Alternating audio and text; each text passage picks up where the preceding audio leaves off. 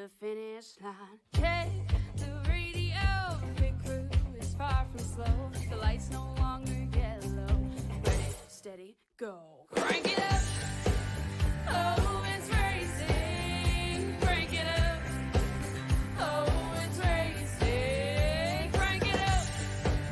Oh, it's racing. Crank it up. Oh, it's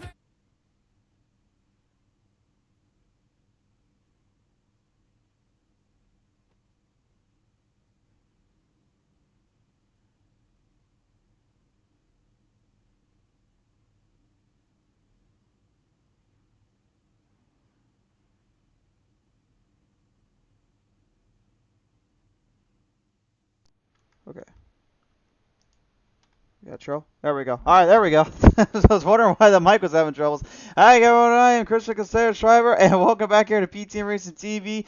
Live here tonight at Daytona International Speedway, we are presenting to you the season opener for the Spartan Logistic Management LLC iRacing IROC series. As we are right now introducing to heat number 2 here. Heat 1 has just gone. We actually are a little late to the party because well, we forgot that we were going to do a little bit of an extra race here tonight, but we're going on back on time, and we're making sure that everything's working okay. So with that in mind, it's time to start the race up, and we're going to get it down to business here on Pizza Race TV. Start them up on the pole for heat number 2. It's going to be Cook Quick in the 54 to his outside. That'll be Brian Rose in the 89. Row number 2, it's going to be Brandon Medford there in the 88 to his outside. That's going to be Vincent Short, the 15. Row 3 sees Hunter Clark, the 18 driver, in his outside, the 112. That's Brian Reich. Runner 4 sees Chris Medford in that 46 machine to his outside. That'll be David Tremblay in the 96.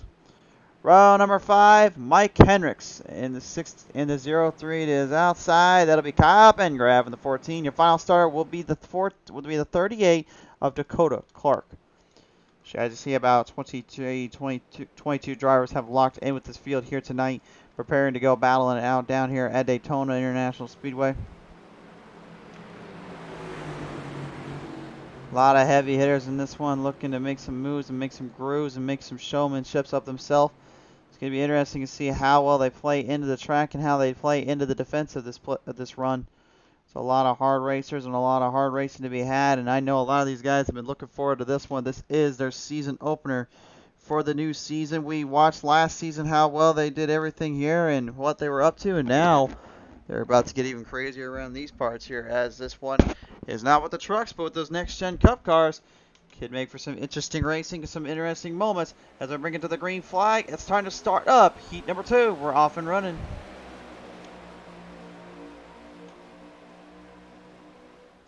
Ten laps the distance here in this one, then 125 laps coming up in the main event. This is heat 2 coming your way down across the front straightaways. In through turn 1 and 2, though, it is going to be, the Rose in the 89. He's taking the early advantage here. Neil Quick trying to hold off and fight the runoff. Brian going up top here, trying to defend the top side, make sure that they don't get a run on him there. Getting the speed built up. That's the one thing about these next-gen cars they're going to be doing all night long, is trying to keep others away from making moves left and right on them and trying to make passes when they can find them.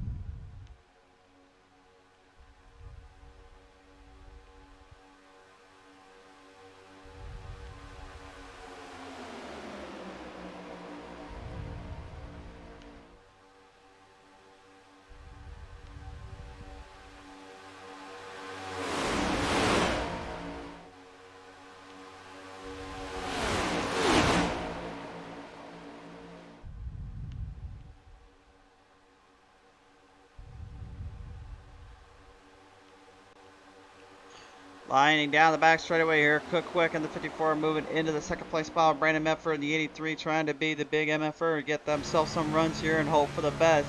Continuing the charge, though, you can see family member Chris Medford right behind him and Hunter Clark. Hunter Clark trying to keep his distance, looking for some openings when he can. You can see the steering definitely going to be a bit of a thing or two they're going to fight with all night long. The steering on these cars are not exactly built in the best of ways, but the good news is for them is that they can adapt quickly and they can really make it work for the long haul as long as they stay under control.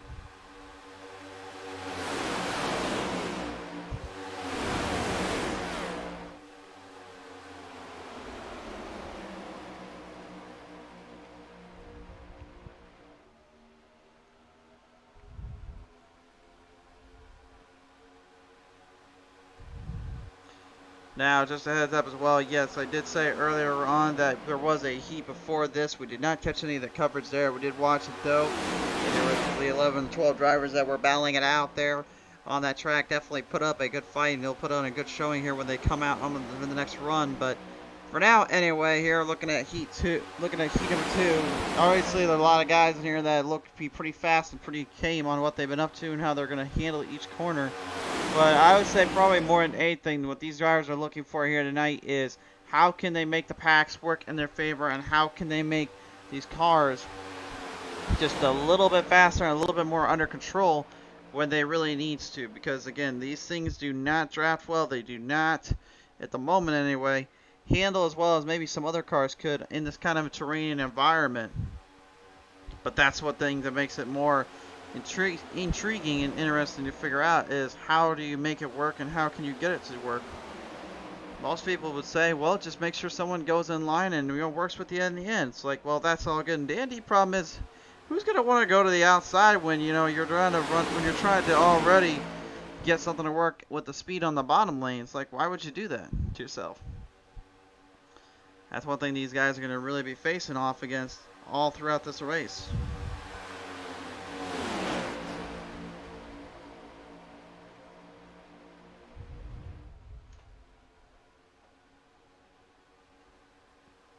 Laying him down here tonight. Here, Eddie Rose watching right now with us, saying, "Let's get it done, Brian." Debbie Rose coming on board, saying, "Let's go, Brian." Nikki Short, we're going on for her boy Vince Short. Happy birthday! Oh, the birthday boy in this heart here tonight. He has got a birthday tonight. Ha ha! Vincent. Well, right. Good to hear. Happy birthday to you, sir. Although he is unfortunately not on the track in the moment. It looks like he's kind of called it. He says the motor's not running the way he was hoping for. I'll be a little bit tough on his qualifying time, but again, he has at least a good chance in the A main event with a 125 lap shootout. Piling him up on the outside here. Chris Medford tried to get some runoff, but he could not find any speed. Draft now going straight to the bottom.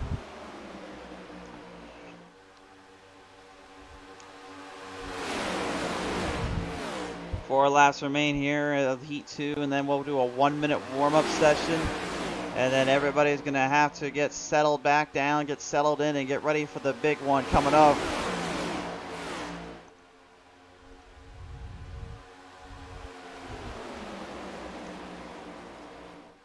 This is going to be the one thing you're going to see a lot of here tonight is really that single file draft, single file runoff. You'll see it on the outside a little bit too here and there, but I think most of the time, most of these guys will be going to the bottom and trying to keep it down there as long as they can without thinking about trying to lose their speed. I know a lot of them out here definitely don't want to be thinking that too often. They more or less want to go to the outside and make as much run as they want. But, in this development, in this circumstance, the way you have to move around the track and the way you have to kind of keep yourself in rhythm, it's just easier said than done to be trying to go to the outside or make a run like that. You see Mike Hendricks here, unfortunately, not getting that momentum. 0-3 having to go back on the inside here to get back with the draft. Brian Reich, the 12 machine right in front of him.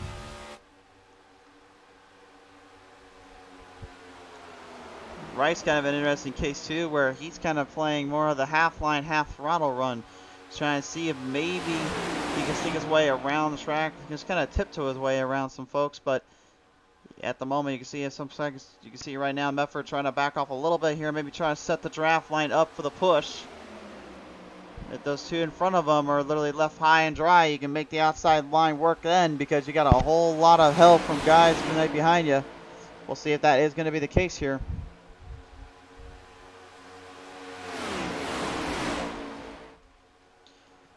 Final laps now rolling up, 2 to go. Green flag high in the air. That means one more lap will remain this next time by. Here comes the run. You saw them trying to go to the outside and defend. Look at Brian Rose. Oh my, he just literally defended off everybody and then some. Medford's trying to make a run off there on Brian. Brian able to defend him. That may have been a risky move there. Cook Quick ended up getting kind of caught on the crossfire of it. Did not find himself in a good position. Lost all that momentum. White flag is out, and Brian Rose, hats off to him for making a smart play there. A bit of a risky maneuver, but it worked in its favor. Right down through the corners yet again. Here they'll bring him back one more time around. Out of corner 2. You can see Brandon Medford is looking for any help he can get. They're going to go into a double file draft looking for anything they can do here. They'll drive him hard off. Brandon has the advantage. Pulls it just right ahead enough. Gets it there. Yes, he will pass him in. Hunter Clark helping him out a little bit more too. The 89, though, Brian Rose gets into a few of them. He gets into a lot of them. The wreck coming out of turn 4. Major wreck right behind him. Brandon Medford, though, coming off the front straightaway, qualifies for the top spot. The 83 of Brandon Medford will be in the first row, and Hunter Clark will be the row right behind him. Strong finish there and a wild wreck to end that one out. And some guys ended up getting sent to the Shadow Realm, unfortunately. Not what they wanted to have happen in the heats, but I think we have bear witness that at least it was in the heats and not in the A main. Alright, so they'll get ready to go for a little R&R and they get a little warm-up done here. Speaking of R&R, we'll talk about them in just a minute. So Field going to stretch their way around. Brandon Medford here, great showing right out of the gate here. Made some strong moves and some strong cases on why he could be the tough guy to beat tonight. Only really one way to find out, though, as you guys see here through on PT Race TV. Well, ladies and gentlemen, tonight's race has been brought to you in part by Spartan Logistics Management LLC, R&R Racewear, by Loud Pedal Gaming, by SimSpeedShop.com, Track Time Entertainment, and by 5-Star Graphics. Spartan Logistics Management LLC iRacing Racing Series cannot thank them enough, and thank you fans as well for tuning on in here tonight as we get ready for a little warm-up session. They'll have 1 minute to get their cars stretched in, get their steering ratios figured out.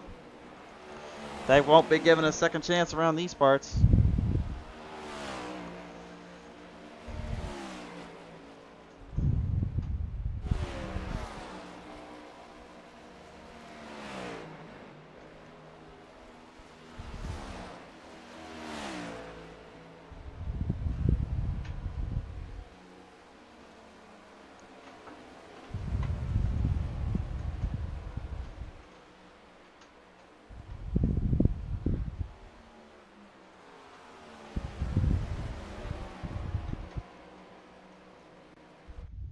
Alright, so as warm-ups have now completed and get ready to go, race fans, just a heads up as well. I mentioned something about R&R Racewear.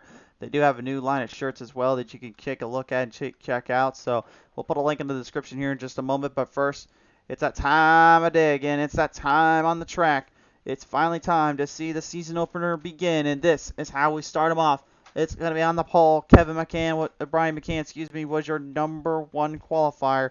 He will be in the number 3 and his outside fellow brother Kevin McCann, the 33. Row number 2, it's going to be Trey Radford in the 94 to his outside. That will be Brandon Medford in the 83. Row 3 sees Doug Wysocki in the 34 to his outside. That is Hunter Clark in the 18. Row number 4, it's going to be Jensen King in the 25 to his outside. That'll be Cook Quick in the 54. Row 5, Mike Harper, the number 4 to his outside. That'll be Mike Hendricks in the 03. Row number 6 is going to be Tim Schofield in the number 12 to his outside. Brian Reich in the 12. Row number 7 is going to be Neil Quick in the 2 to his outside. That'll be Chris Medford, the 46. Row number 8 sees Joshua Funkhauser in the 81 to his outside. That is the 96, David Trimbley. Row number 9 is 82, Carson Conway to his outside. That will be the 88, Jared Widener. Row number 10 is going to be Kyle Pengraff, 14 to his outside. That'll be Chris Wally in the 5.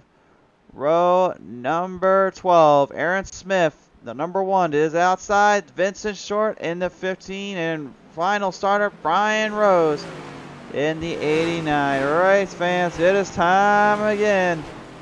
25 drivers come from far and wide. They come from all across the plains, all across the tracks, all in the terrains. The time has come. The season opener is here for Spartan Logistics Management LLC iRacing IROC Series. It's time to go big or go home. We're going for it all here and now.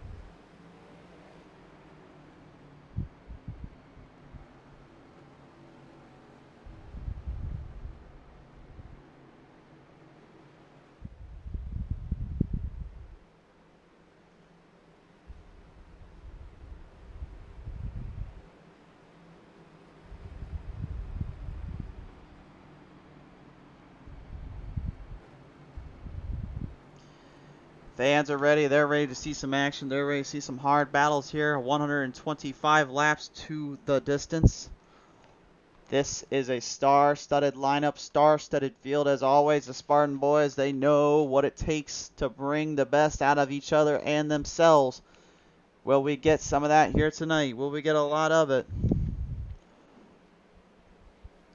They'll reel them off out of turn number 4. There's the green flag. You see it flying high in the air. It's time for the next gen to Daytona. And is this a taste of what we will see in the future? We will certainly find out. But right now we are off the run and off the start, coming down through corner 1. Build the speed, build up some momentum here, and see what happens next. Everybody looking for their objective early. Find the run and stay where they need to. The 12 of Tim Schofield already looking maybe to keep himself in a little more optimistic line here. Staying more towards down the bottom lane, looking to try to get a draft line going. You can see Brandon Medford on the outside, sneaks his way down in quickly. Looked like maybe he was trying to work with Kevin McCann a little bit and try to give him a draft line partner, but that did not play out the way he was hoping for. Drivers faltering to the back already. They're trying to get back in draft zone. It's going to be really hard to get that outside line to work, really, because, again, you got cars that aerodynamically, they don't have the momentum with the downforce to really kind of get around or build up speed like that. They're not a real big drafting kind of car. They're more designed for the road courses and more designed for the short tracks as obviously NASCAR intended for these things to be created as. By no means is that a bad thing. Actually, I prefer kind of that mindset. But when you're driving on flight tracks, you need all the speed you can get to try to make a good run and really make a good showing of yourself. So this is more or less kind of a mental state where it's like you're testing each other to see who can stay in the pack longer, who can keep more runoff than the other. It just gets to be a bit of a troublesome nuisance. But if you get it done right and you got a good group of guys with you, it can very well be done. And yes, don't get it wrong here, folks. There are two 12 drivers out there, but the difference is Brian Wright does have I believe he's got an R on the side of his car there. Yep, the 12R, so that's the best way we'll know him there in this case, instead of just getting confused with the other 12.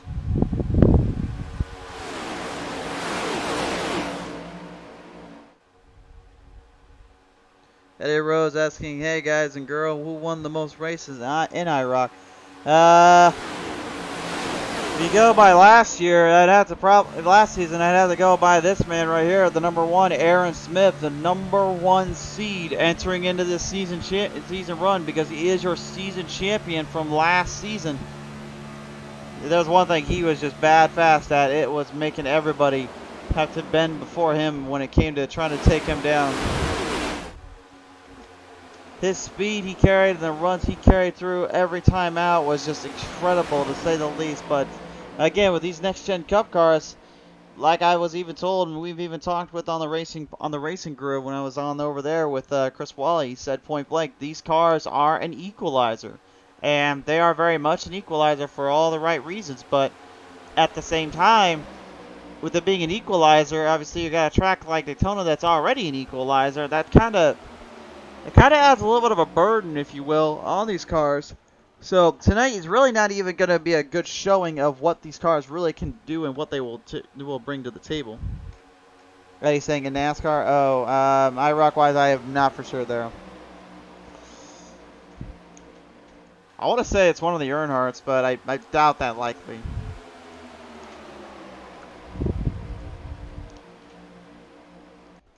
Going from the chase cam up to the top side in our blimp. This is our blimp. This is the PTM TV blimp going high in the air. You get to see the speeds these drivers possess and carry, while some may not really have as much momentum as they were hoping for. They get a little bump drafted and sent back to the pack here. Didn't quite get that runoff they were looking for, unfortunately. Jessica King coming to a dead screeching slowdown here, getting everybody else kind of slowed up a bit behind it, with Tim Schofield being kind of the comprehender of it all.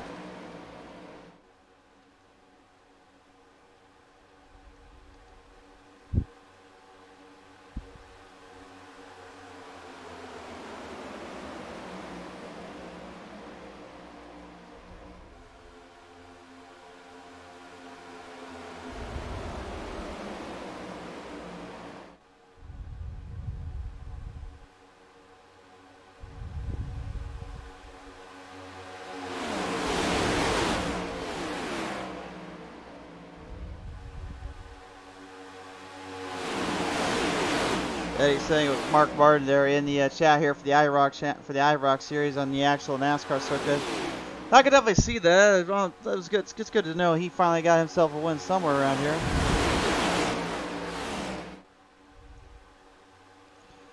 I love Mark Martin, by the way. For those at home that don't know, yeah, he's probably really one of the emphasis on what everyone defines as a really good driver. He's fast on the track, but he was extremely clean. He never really got himself in trouble. He never really did anything too crazy or just evil, if you will, chaotic evil, some would say. He was just always there, and he was racing hard, but he never would once try to wreck you or anything else like that. He would always just get in there and race you a clean race and beat you at his best. But unfortunately, because he was a really good clean racer, he had a few times where he ended up on the totem pole of getting wrecked, getting hit out, or kind of getting bumped around a little too many times. And yeah, he never really did anything about it. I mean, much love to you there, Mark, but man, you were way too nice for our own good, man. Although I will definitely say he's definitely deserving of a championship. He got really messed over on that one. There's a really good video though on his career and kind of his tour and all that he's been through. It's on YouTube. It's called From Slap Shoes. Just look up the Apologetic Tour, Mark Martin. I think you might enjoy that one if you guys are interested. But right now we are on our PTM Racing TV end here up on the Facebook Live section, and of course if you're watching on YouTube's replay later. Well, I appreciate you coming on board here as well as watching our action. If you enjoy the show, like and follow us up here on Facebook, edit our YouTube, subscribe there. If you already are watching on YouTube, then just hit that bell notification so you never miss a beat. As we continue to process our drivers through right now, your race leader, Brian McCann, kind of rocking a little bit of a throwback, if you will. He's got the big yellow and blue there, and I think you guys can probably guess where that's from. And if maybe you're not getting the idea here, maybe I should post this one up here just so you get an even better idea. Yeah, that's the old Wrangler yellow colors there. This thing used to drive on. R&R, this was his first color scheme and all that he did, and that was back in the number 2. And ironically enough, it was a part of the first Daytona race that was ever covered live for the full 500 miles. The kind of crazy part about it all was he could have actually won his first Daytona that day, excuse me. But unfortunately, kind of fell victim to the old Richard Petty camp. The King just could not be beaten, unfortunately. And that race in itself, honestly, is still one of the most memorable races of all time in our generation and our days. Hoping to really we get to see a lot of those memorable races this season again. Spartan Logistics Management LLC iRacing Challenge have always put on a great showing and a great atmosphere for that kind of moments, those kind of races, and we certainly think they will get another one of those tonight. The question is when will it get to that point where they get a little bit more aggressive and they get a little more hard on that gas pedal? Because 125 laps here on this track is not an easy task. It takes a lot of work and it takes a lot of control to stay in your rhythm and stay in your momentum. A little bit of movement coming through the back here. You can see the number 2. That is Neil Quick. He's trying to maybe look for a run on the outside. Jesse King, maybe make a pass on him. Can't seem to keep him up. Can't seem to get it up to stuff and can't seem to get around either of them there. But thankfully for him, though, he's still got a lot more laps to go. Jesse King now on board camera.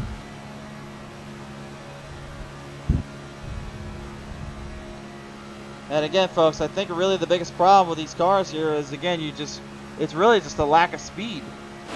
Design-wise, size-wise, and everything, I mean, the cars are just fine, but, I mean, the biggest problem is just they don't have as much speed through them on the horsepower. Again, these things are on restrictor plates, so they obviously they have to really work off that package, have to figure out how to get ahead of one another. But it makes for a very difficult time and a bit of a process to really do so in the first place.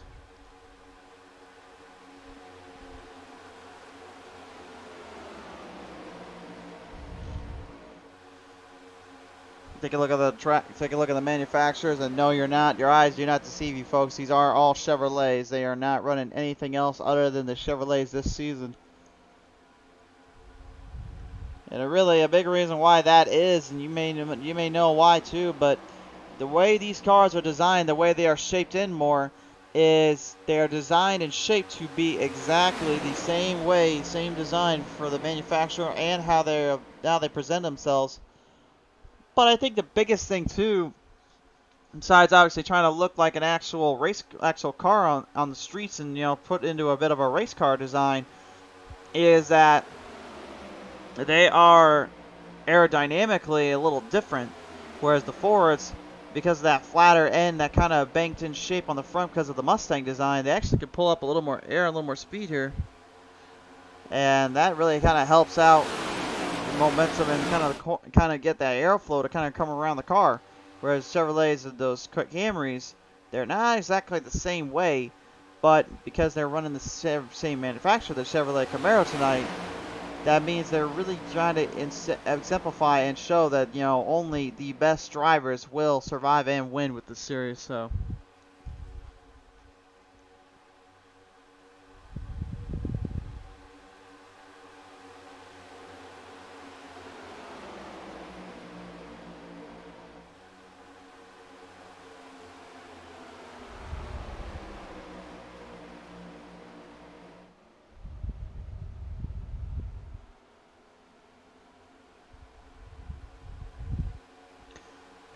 right now leading them into the single file draft.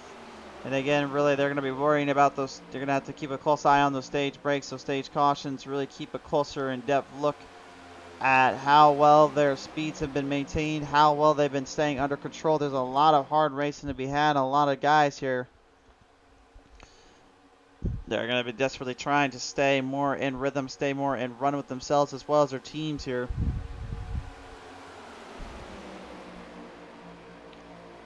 I'm kind of interested to see, when eventually we get to the bigger tracks, we get to those shorter tracks, how much of a change that's going to be.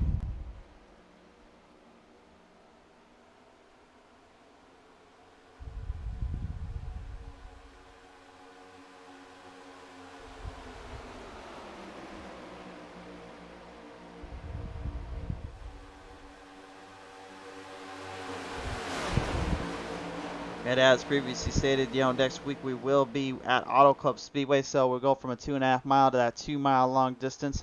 And I've not seen these things at a 2 mile long track. I know with the 1.5 miles are a little bit clunky, a little hard to pass with, but at least from before the old updates and stuff. But I don't know. I think that 2 mile long track might be a bit of an equalizer. And then of course 1.5 miles wise, we'll take Thanksgiving off and return the 2nd of December.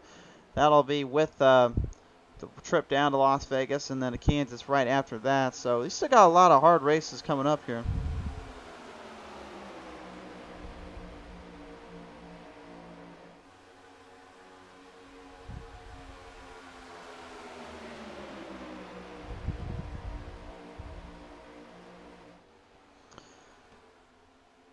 Staying in motion, staying in rhythm here at the moment. Still no driver left behind except for maybe one right up ahead here as Brian Rose currently off the pace and off the throttle here. He's had a tough time. He's already had a tough time here from the heats to the A main. He's going to have to put a lap down in this case. Trying to stay out of the way of the guys and staying up top side here.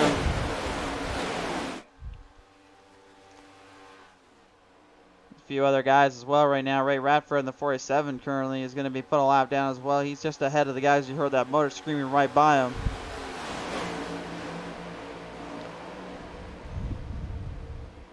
Chris Wally in the number 5 looks like he's going to try and play a little strategy here. He's going to try to draft off of Brian Rose and get right up to the front, but he did not get enough speed. He did not get any help from that. Gotta give him credit where credit's due, though, for at least trying to do something a little different, something a little more unique.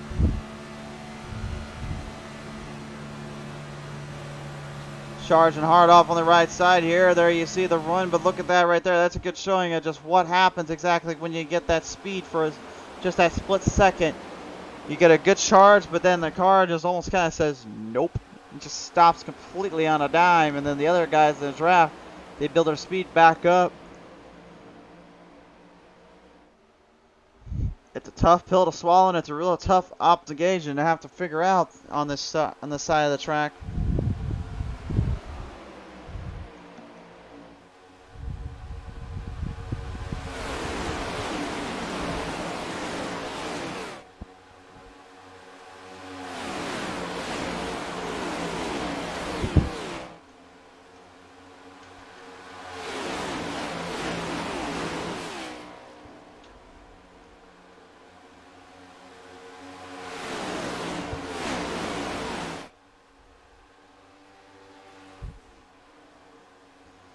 Coming down that back straightaway here. The guy's moving around a little bit, starting to find a little bit of tempo, a little bit of pacing here, if you will.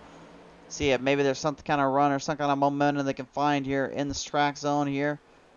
Got about 105 laps now remaining, because you see a little bit of movement way back in the pack here. That's Ray Radford, that 47 machine, gonna go way back down, trying to stay out of trouble, if you will. Slowed up a lot of momentum, a lot of charge in the 88 of Jared Weiner now moving up in between. Looks like it's going to go to the inside, try to take down the 12 of Tim Schofield. He'll toss him in there.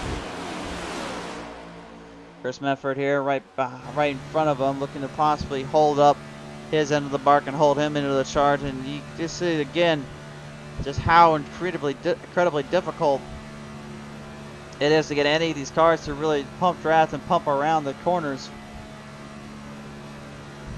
That steering very finicky though, a little bit more so than not. They're really having to muscle the car around to kind of keep it under control and at bay. Don't want to make too many big mistakes here. Want to try to keep it a little more in check.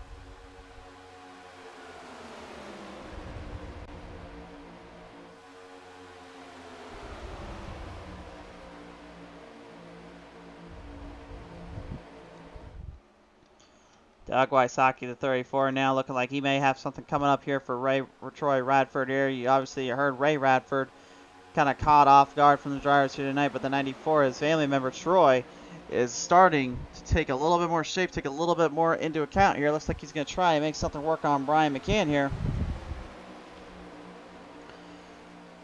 Brian McCann, a former champion in his own right here, the season 2's winner. The way I was told to hear, he was pretty much the most dominant guy that entire season with his family member Kevin. But when the two kind of collided into the next season, they ran into a bit of a freight train in the name of Aaron Smith, who just completely obliterated the stages and obliterated the wins there. Just could not be stopped no matter what you did with him. This season, obviously, a bit of a change up there. I'm still going with the old play, that same points format they got. So 5, 3, and 1 for 5, 4, and 3 for the stage points. Stage 1, 10, 8, and 6 here for stage 2. So they're going to be really focusing on getting those stage points here when they can, and they're going to really be focusing more on that long, hard haul coming into the very end. Just get a good look at here. The 23 drivers still on the lead lap here. It's Ryan Rose and Ray Radford still hoping to catch back up, hoping to catch a little bit of a chance here at making this one out.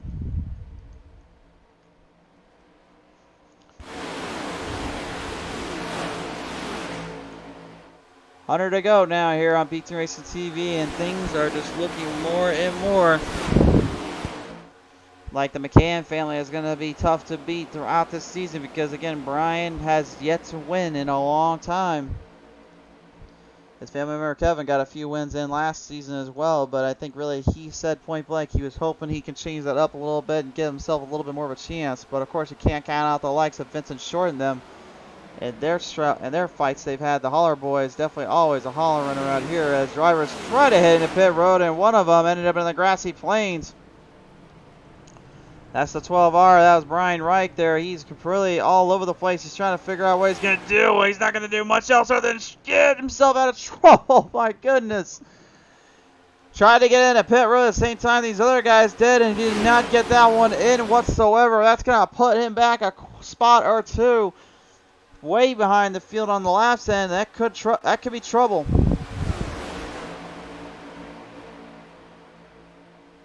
Good driving on his end, though, to stay out of trouble. I'm not getting into anybody there, but again, now how long is it going to be before he's going to be able to bring that back in? Drivers heading for pit road.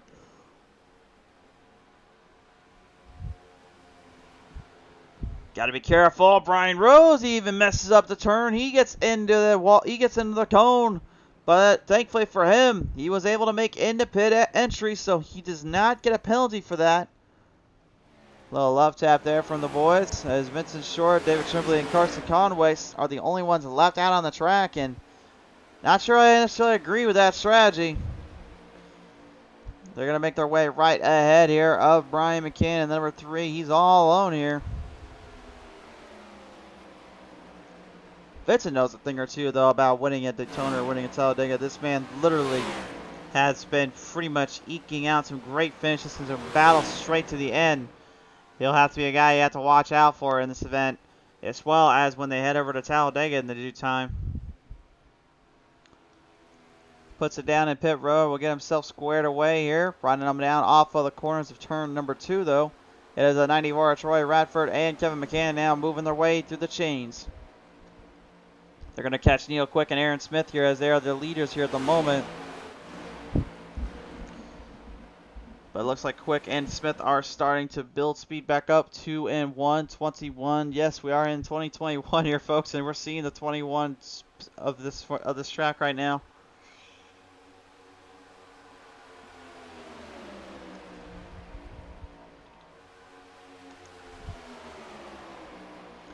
Kevin McCann and Troy Radford now working together with the guys of the 2 and the 1 here, so that will help them out a little bit.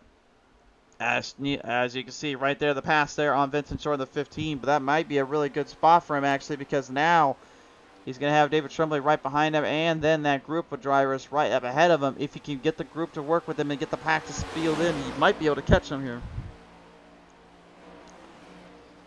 Could be an interesting dilemma popping up here. We'll see how well that plays out, but that pit strategy definitely caught a few guys off guard and really sent some of them in the back of the pack here.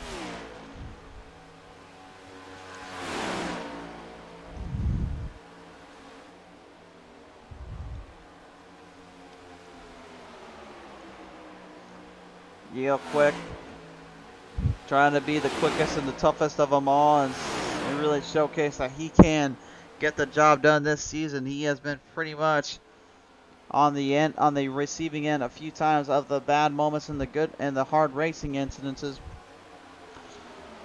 But has he found a way to exercise the demons here tonight, knowing what lies ahead and what is at stake here? On board with the Kevin McCann Gaming onboard camera here. He is streaming right now as well on his streaming page here on Facebook at Kevin McCann Gaming. So if you want to check out his stream as well, we'll support one stream to another. You can go support him as well. I talked with him earlier today about, what it's like to really be kind of streaming and racing at the same time. He's like, man, sometimes it just feels like it's a natural cause. You just got to kind of do it to kind of see like what happened back on it when no one's broadcasting. And I said, well, you do know we're always around here. He's like, oh yeah, we know that now, but for you guys, we aren't even the same way. So, but it is. I will say, as a fellow streamer, because I used to stream a little bit too. It definitely does help to kind of go back and see like what was the good, what was the bad. What could may have been changed up here, judging by what you didn't notice until literally later on in your races. A lot of studying that goes into iRacing and a lot of track tech talk and figuring out how to get better on the track in due time, depending on how you look at things. For me, it's always just been the telemetry and the telegraphing of how one track felt versus the other, and how the tires were burning up and in so many of the laps, and how hard I was running it. That's kind of how I got my idea and how I kind of figure out how to get better at it with these kind of trucks. Of course, Daytona and Talladega, there really is no reason to think too highly about it. You're just putting the loud pedal straight to the floorboard and then just gassing on it. No pun intended there, the loud pedal gaming TV.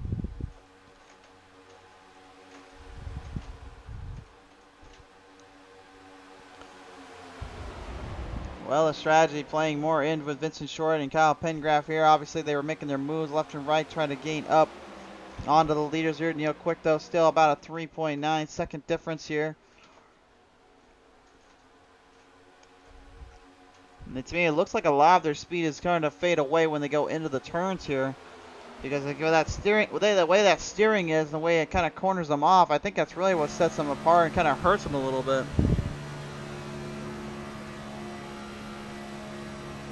You can see it's just extremely little shifty, little dicey. You just can't really, you can't run it in nearly as smoothly as you would with the Gen 6s or even the Gen 5s, I would say, or the car from Rhodes, if you will. Heck, I'll even say this, those Gen 4s in the ARCA series, they're like night and day compared to the steering that these things are. They're just a little smoother, a little more under control, but just the braking on those things aren't the best.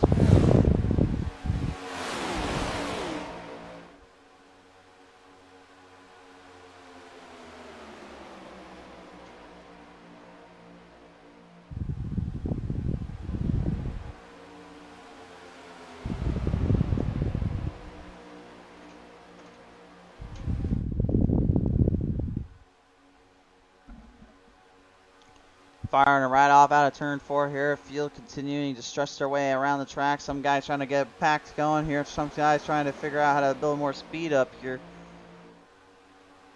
Either way, there's not a whole lot of madness kind of be had just yet. But again, we are nowhere near done with this race. There's still a lot that's going to be transferring coming up on us here very soon.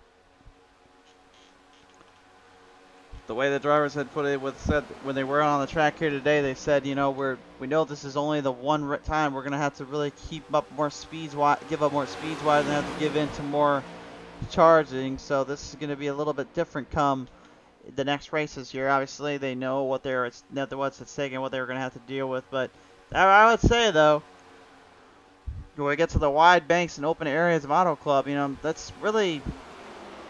It's going to be really telling to me if how well that holds up and how well that ends up playing into the advantage of these guys, because that track is, again, it's got a lot deeper, it's a little bit higher banks, a little deeper track zone for the entries and exits. Honestly, it could be a bit of a crapshoot. It could be a bit of a little resurgence here for these next gen drivers and what they'll have to work around from the next coming races.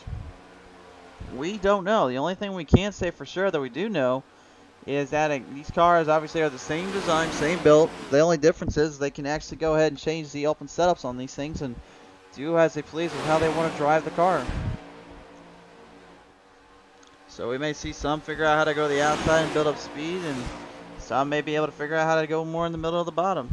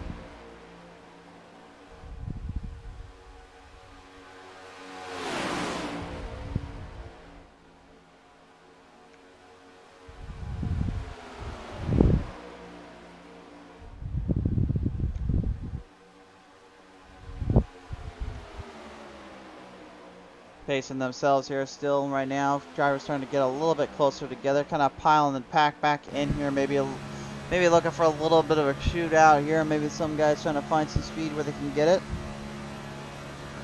Try Radford right now, the 94, looking possibly to sneak his way on the outside end of the 25 of the Jesse King. Hasn't decided to go for the pass just yet. Maybe trying to see if he can just kind of wait it out, see what kind of plays out here in the later half of this race. Meanwhile, the back of the pack here, guys still trying to draft up as much as they can, get some speed build up to catch up to those guys.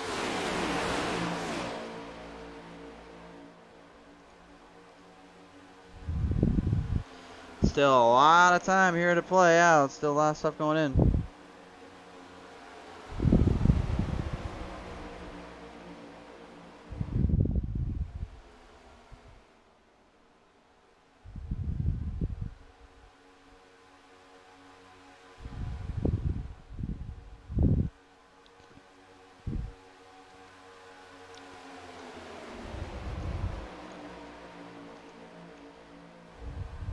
Hunter Clark, the 18, looks like he might be starting to build some speed.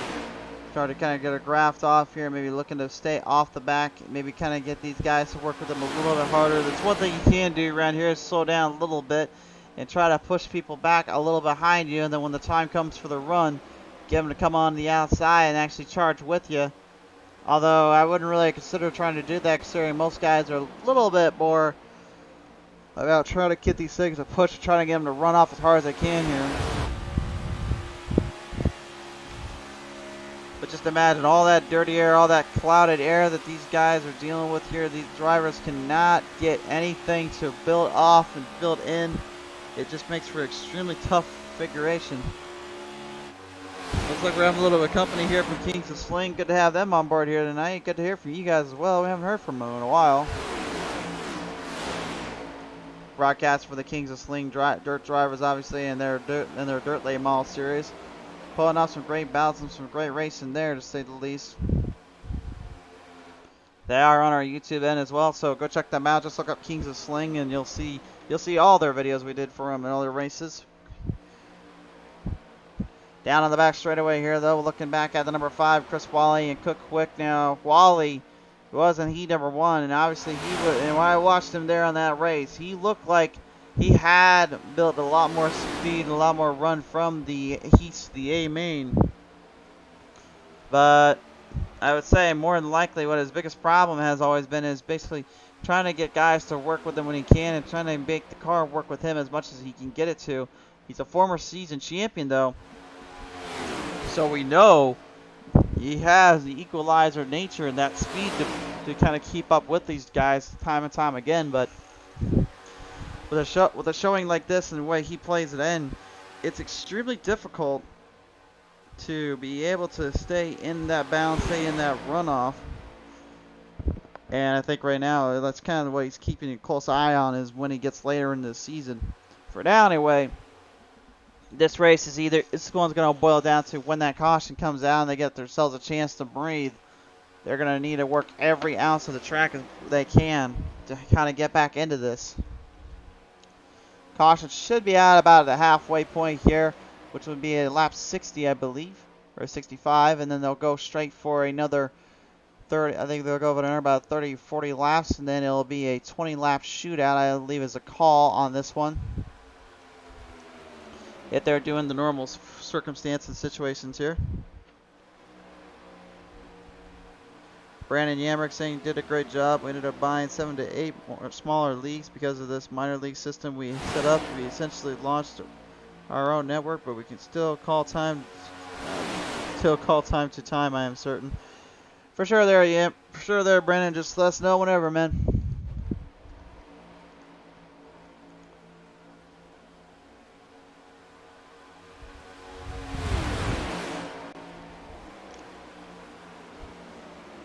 Down to the corners, down to the back stretches here. Everyone right now still trying. At this point, you might as well just say they're struggling to get any kind of draft speeds going. Quick and them have got about 4 cars in that draft. Meanwhile, these guys right behind them, they're struggling to keep 6 or 7 of them in the pack draft and catch up with them.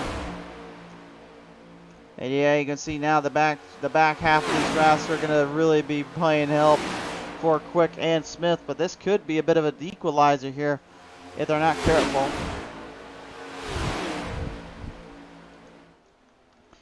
Quick's going to need to be careful about Aaron Smith possibly trying to make a runoff on him there and mill some speed in here.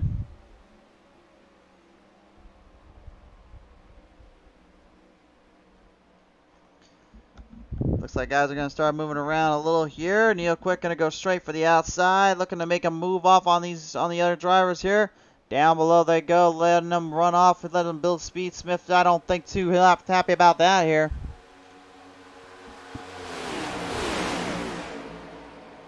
That's a whole lot of run to really build up and kind of stick around with. And now there's going to be an even bigger problem coming up, because now they're going to find themselves in a tandem two draft line spot. That can get a bit risky here. It can be a bit challenged. Obviously, the guys right ahead of them do not want to go a lap down, but this is obviously not going to be good if Neil Quick and Smith don't get ahead of them. That gets to be a little too close for their own liking, and that can really make things a lot more difficult for them.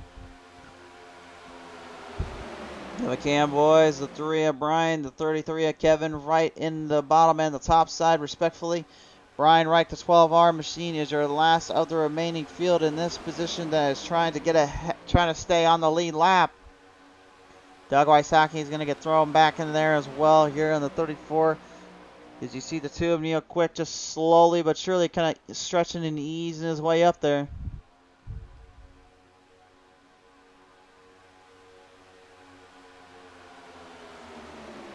Off a corner too. You can see the back straightaway building up a lot of speed. Look at Wright though. He's actually drafting right off and trying to either help Neil Quick or help himself, depending on how you look at it. But Aaron Smith ends up getting the shaft and gets sent to the back a little more. Reich is going to lose his momentum and lose his runoff. Neil Quick managing to just get ahead and stabilize it down. He's taking the race lead away, keeping his race lead intact. Or does he? Look at the huge momentum coming off there for the number 1 and Aaron Smith. Oh my. That's a big move right there. That was very huge to see. Smith maybe getting a good idea of what he may need to do. Coming to the line, coming to the end. Both drivers just completely backtracking it off the back straightaway into the stretch as they go. Meanwhile, those that were right behind him now starting to close off slightly here on the gap by about a second, but there's still way too long of a gap here to catch up fully here. They're going to need a little bit more work to do. Brandon saying that was a hornet's nest they were in. Yep, it certainly was. Gotta slow down and help them all together. Yeah, the problem with these cars here, with these gaps, man, these things just do not want to build speed, no matter what you do. It's a lot easier in an Xfinity car or in a truck series because that's what they're designed to do, but yeah, I will not lie. Since that update with those Cup cars, they have been extremely difficult to even figure out how to build that kind of draft line up on.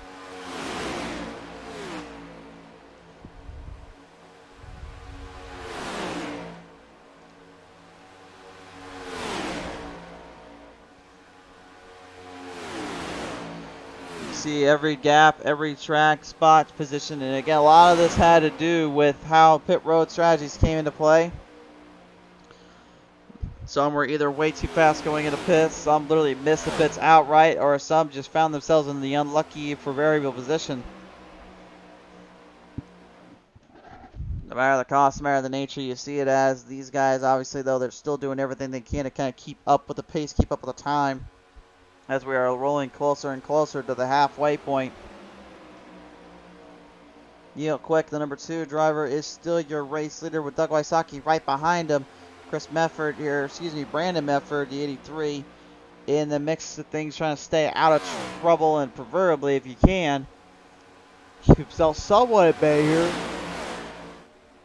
You see Brian McCann there. He's going for pit road. He looks like he's going to try and get that pit strategy squared away a little bit better as Doug Wysocki goes outside line. Brandon Mefford now pushing it ahead as the yellow flag flies.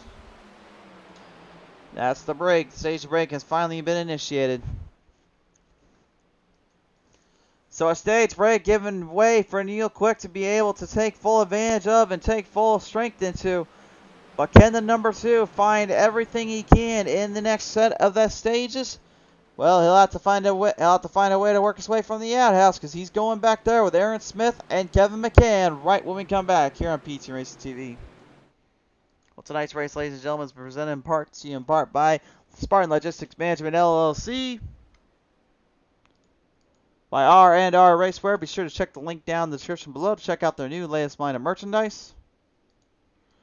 By Loud Pedal TV, smashing the loud pedal for your viewing entertainment. By SimSpeedShop.com. By Track Time Entertainment. And by 5-Star Graphics. Big, big thank you to those guys for helping out this season, helping out this crew, and obviously the drivers. Certainly cannot do it without them, or you fans always watching here on Beat Series TV, whether it be on the Facebook or the YouTube live section. Appreciate you guys always coming on board. Still a lot of laps to be had here, and still a lot of track position to be gained.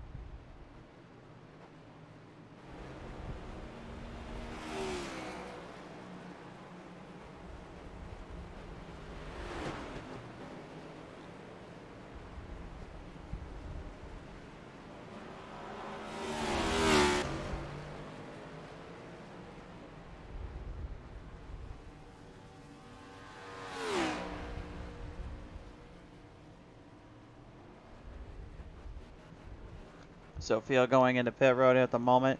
Chris Medford charging in. Neil Quick staying back out on the track. Kevin McCann, Aaron Smith as well. Troy Radford and Vincent Short making their way around. So as long as they follow the normal rules and procedures, which I believe they haven't changed anything there, they will be the top three going to the back. They'll have to work their way from the outhouse. That's why you get the points here. In stage 2, points matter just a little bit more because you get an extra 10. You get an extra 5.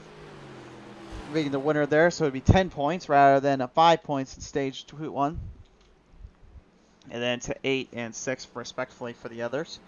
So what it means is then is when you go to the race finish, that 40, the 38, the 20, 36, the 34, 32, etc., that is where things either play into your favor or they become a bit of a hassle depending on your circumstance and situation, but those extra points can make the biggest difference we've noticed here on PT Racing TV, because that's how Aaron Smith was able to walk away with all the racing field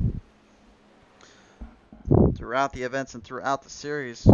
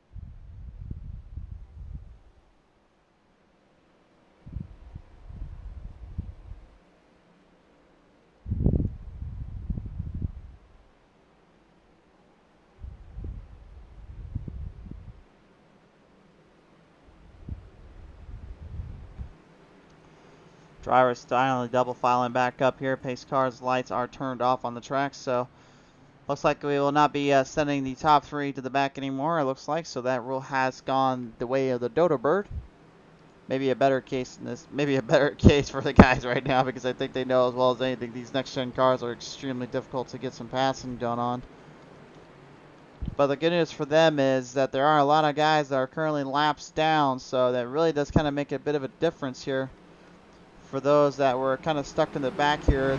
Top 17 up are on the lead lap at the moment. Meanwhile, Wysocki, Conway, Clark, Medford, Brandon Medford, that is, Jesse King, Ben Pengraff, Brian Rose, and Ray Radford are all laps down.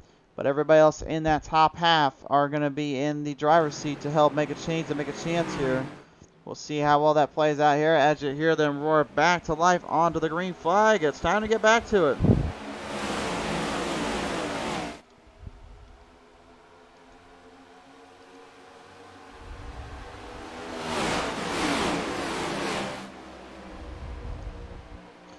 Off the gun and through the chicanes down through turn 1 and 2. Aaron Smith and Vincent Short working with each other with everything they can to get McCann and then back behind them.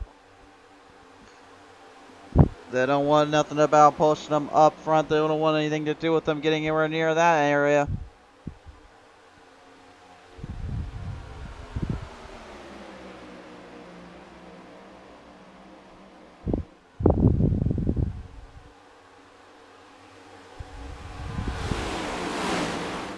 Whoa, a little bit of movement back there. Whoa, a lot of movement. You can see a little bit of bumping around there as Tim Schofield getting right into the 96 of David Tremblay. Tremblay almost trembled behind that one, but he kept the car under the proverbial 8-ball, if you will, and stays ahead of the 12. But Schofield almost taking each other for a ride and a half there. No harm or foul, but that could have been a very gnarly situation. 0-3 of Mike Hendricks now coming on the outside run. Got the 83 of Brandon Mefford right behind him. Looking to try to keep him in play and keep him at bay. Look for a little bit of help, a little bit of work around. Schofield yet again getting a piece of one of the guys there and Hendricks. Mike Hendricks seems like he's been kind of on the receiving end all night long when it comes to guys just kind of taking him for a ride here. I believe he did tell me earlier today he is trying to get that car worked on right now and trying to get the look that these guys usually have. Obviously, he's one of the only drivers out here that has kind of just a blacked out scheme. Not because of any fault of his own. It's just I think it was because he was a little late addition, so they didn't have time to give him a number and a scheme done.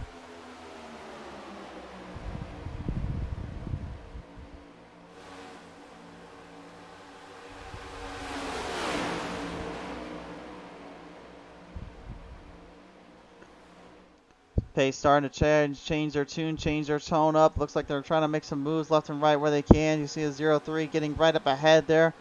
But you can see there's a 3 wide, so intervening here could get a little bit troublematic. Jesse King managing to get out of that one. Almost getting completely side-skirted though.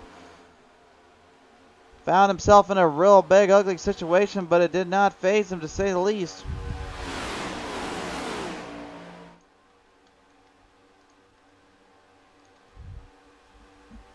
You can just see that distance in that pack right now. Once again, the leaders are going to be pretty much left all alone to do whatever they wish and whatever they feel they want to do.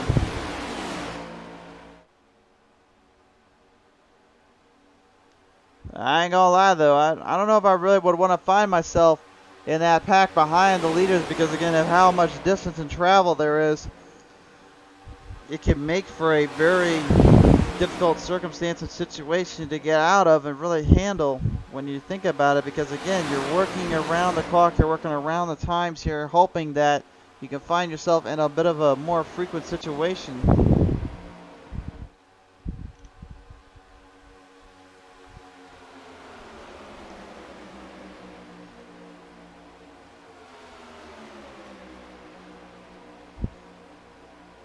Pacing through the field yet again. Smith just kind of waiting eagerly, being very, very patient. Again, you have to kind of be patient with this 125 lap ordeal because there's just no way you're going to be able to make anything work that speed, that kind of level of control.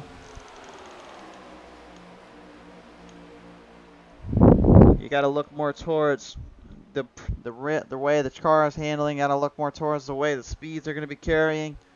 And wondering in the back of your mind, you know, one of these guys are going to get a little bit too aggressive, a little all off the wall, off the top, if you will.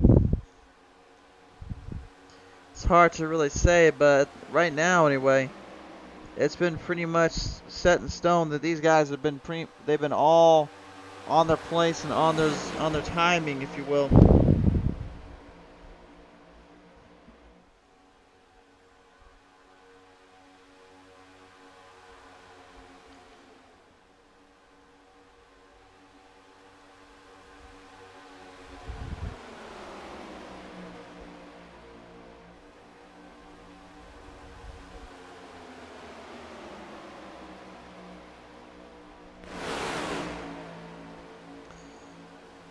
See a little bit of run coming back from the pack here. Kyle Pengraff, one of the guys that are currently a lap down, trying to hang in there. You see the 14 machine kind of caught in the crossfires there. That red white car you see there in the middle, right in front of Jesse King in the 25. Now, hopefully looking to get that lap back, obviously, by the next stage break. But again, you got a lot of worrying to do when you got guys that are a little bit damaged up, like you see David Tremblay is at the moment. Take a look at that. Take a look at that car here. You can just see here it is with our drone cam flying high in the air. So you can see a 12R, nice cleanly cut, everything. No worries about that. But look at the front end, though. You got the scrapes and bruises of David Tremblay.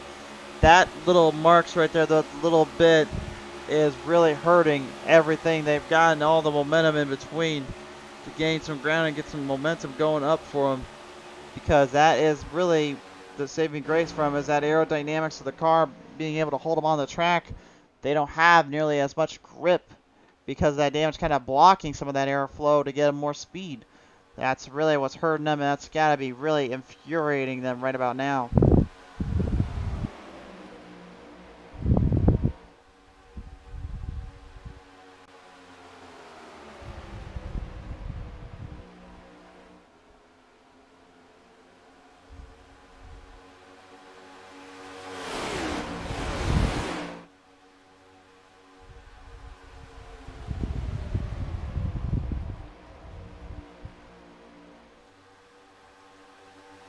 Looks like they're going to have a little bit of company kind of coming up on them, though. Chris Medford and Brent and Hunter Clark all now making the way, making their charge ahead. Trying to catch any bit of that draft they can right now. So it looks like one of the packs will catch up with the field. Pack includes Medford, Chris Medford, Hunter Clark, Jared Widener, Chris Wally, Kevin Cam, Mike Harper, as well as, like Mike Harper's the last of the bunch. I was going to say it also includes Mike Hendricks, but Hendricks is a little bit way back in there.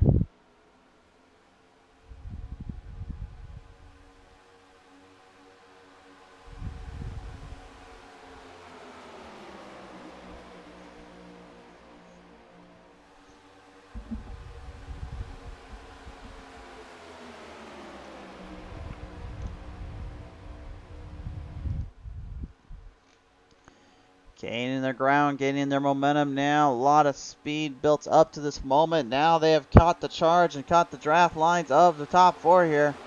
And this just really shows you, too, what I was talking about earlier. It's like more cars you got in that draft, the more speed you can carry. And that's exactly what they need and what they have to use to help out with.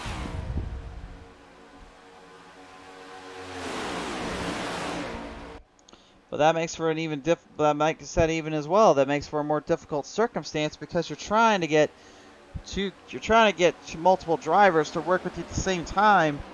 It's like not a lot of people are going to be thinking that way. They're going to be trying to think more about how they can keep their distance and kind of charge ahead of the field.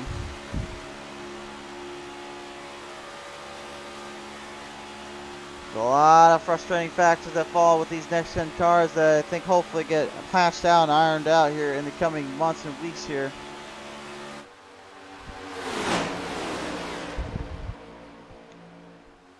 Doug Wysocki, once again, he's going to be put even further back down the totem pole in a bit of a rougher spot here. So, got to be absolutely annoying for him to really have to see himself in that position and see himself in that troublematic zone.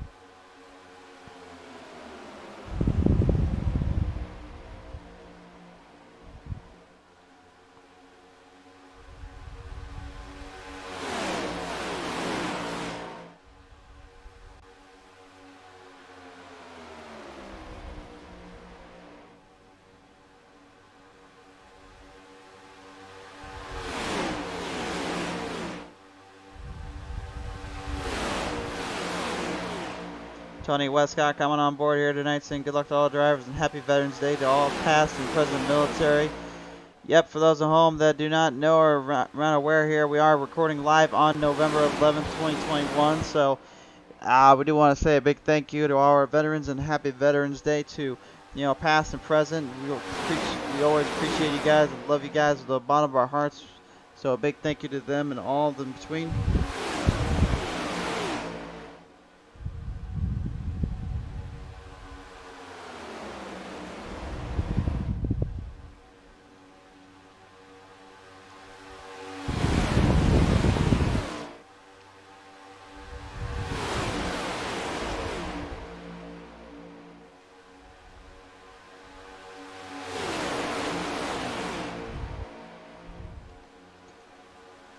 A lot of momentum being kind of corked around here. Maybe it looks like there might be some speeds built up as we take it back to our drone cam. Good thing for me is I can stick that thing anywhere I want. I decided to throw it up on the camera end here at the side of Jared Widener.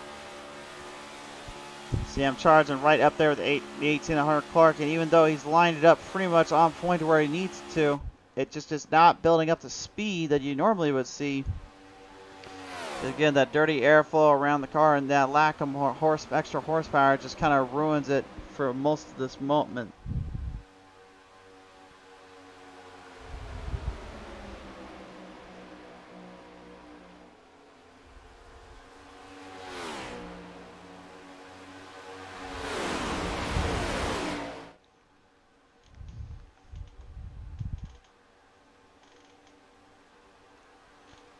Down to the ends of the back straightaway here. Aaron Smith currently placing himself right in play, right in the momentum boost for Neil Quick. The number 2 still your race leader here after all those laps that he had to fight off. Aaron Smith had a little problematic problem zone earlier on, almost finding himself on the receiving end of a major catastrophe.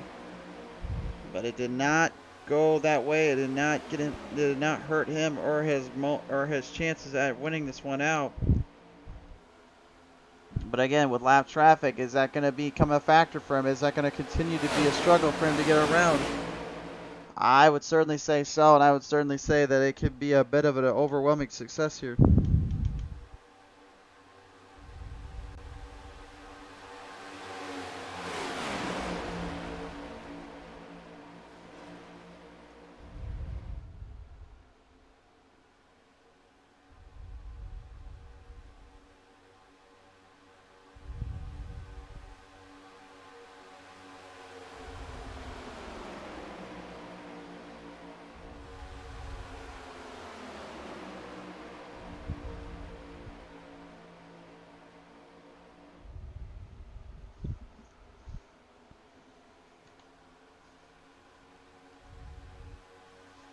Charging right up now. Looks like Vincent Short and all of them going to have a little bit more company here coming up as the field gets back to the pack zone, back on the run. Looks like maybe the 94 Troy Radford was backing off a little bit, trying to get his troops to rally behind him. I mean, if they want to, they could probably build up a great amount of speed and a great amount of run and make their way around 3 of those cars here up ahead of them. Might not be a bad idea, honestly, if they can make it work and take shape with it. But in order to do so, you still find yourself in kind of that overwhelming sensation of making the mounting and making the charge.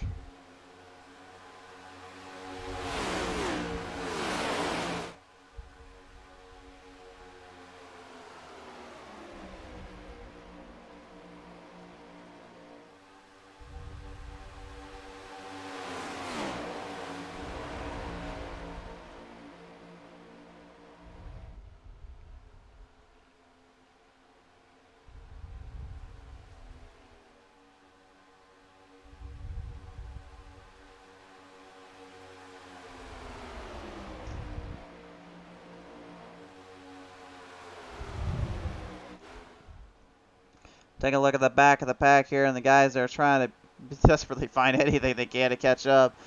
Again, they're going to have to rely on the cautions here at this point, but you can see right here, everyone that was maybe in that line, in that play here, were right behind the field. Kind of shrunk back, kind of thrown back a little bit for a ride. You can see the first half there and all them, and then you got the other half with Brandon Mefford and them included. He's the one that's trying to lead the chirps and lead the charge and keep his lap intact. But again, you got guys like Brian McCann who kind of fell victim to the pit strategies, kind of fell victim to their runs, kind of haunting him and giving him plenty of problems here. Still, the driver's not giving an inch and not giving anything up here to chance.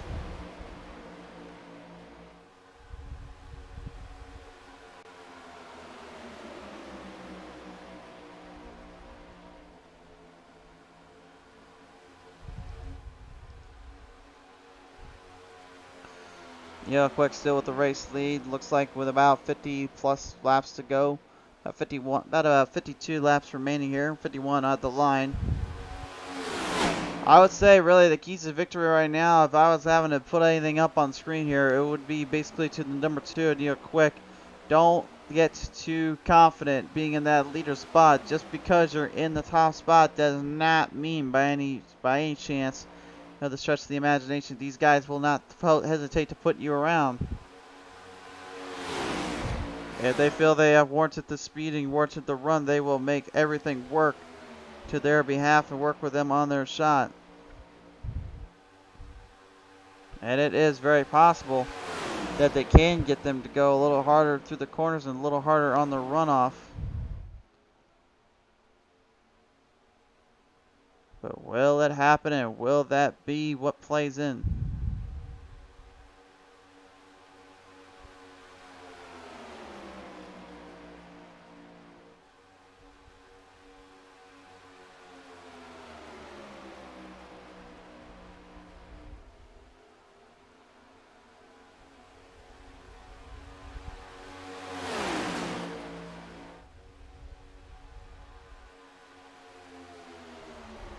"50 laps now remain here, and it's still really anybody's guess who's going to take this one home, because again, it is still a long road to the end. But for these drivers of Spartan Logistics Management LLC iRacing IROC Series, there is no telling who can win this one out. Tonight's race, ladies and gentlemen, presented in part by our good friends over at Spartan Logistics Management LLC, by R&R Racewear, by Loud Pedal Gaming TV, by SimSpeedShop.com, by Track Time Entertainment, and by our friends over at 5 Star Graphics. Very special thanks in large part to everybody involved, as well as the fans still watching in with us right now on PT Racing TV. As you see, it may have seemed for just a brief moment there. Still only one caution throughout this entire event so far. That was with the stage break, of course. It kind of gave everyone a chance to catch back in, kind of figure out what they wanted to do here.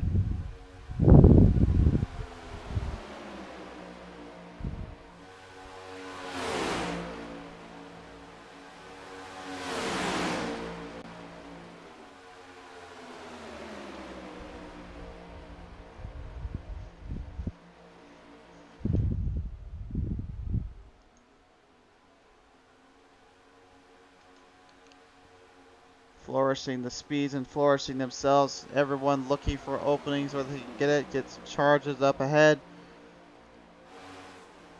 That's just kind of this biggest thing, man. I'm just trying to figure out, when we get to that final stage, how aggressive will they get? Will we see drivers kind of pushing and shoving things around, just kind of making them work to their advantage, or will it get to the point where it gets a little bit chaotic, a little bit more under control?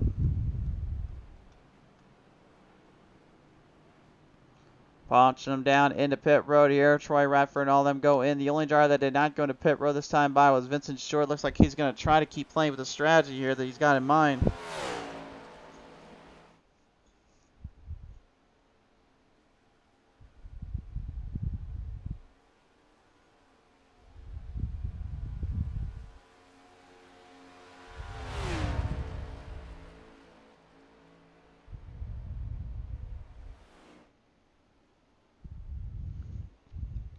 Yeah, I'm kind of impressed that he's been able to work this in as well as he has and really done as good as he has when it comes to what has been his objective and where he's going for. But, again, is this going to be, the long-term strategy-wise, is this going to work and work well with what he's going to be playing into?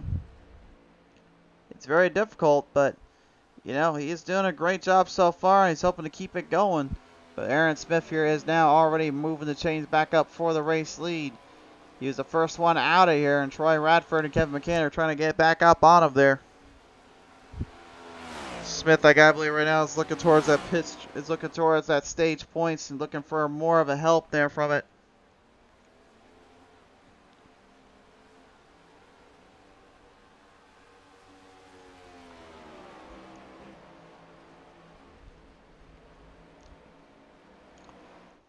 The gaps and the distances from each driver to the other starting to slowly fade off, get kind of cornered up a bit.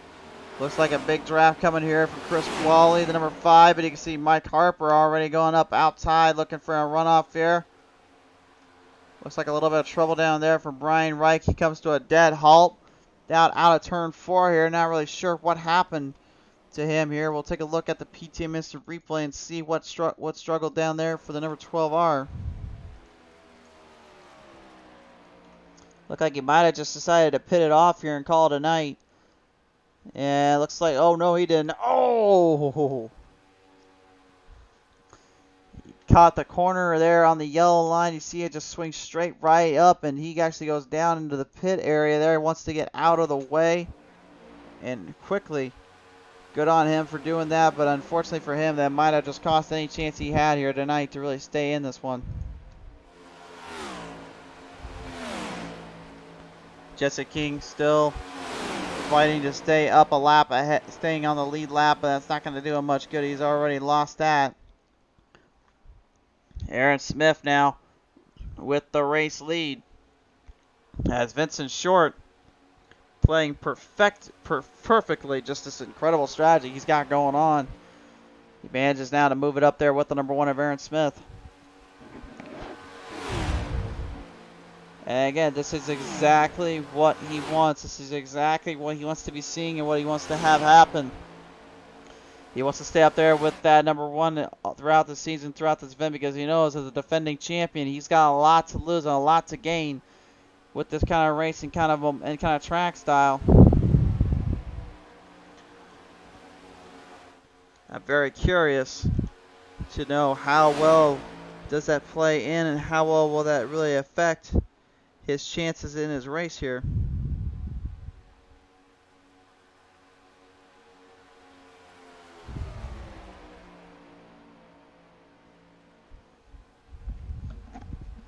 You hear some momentum built up from these drivers. You hear a lot of momentum built up from the guys right behind them. Look at that huge lineup of drivers coming right up to the only 2 guys left on the field. Bit of a change up in position and gap zone, if you will.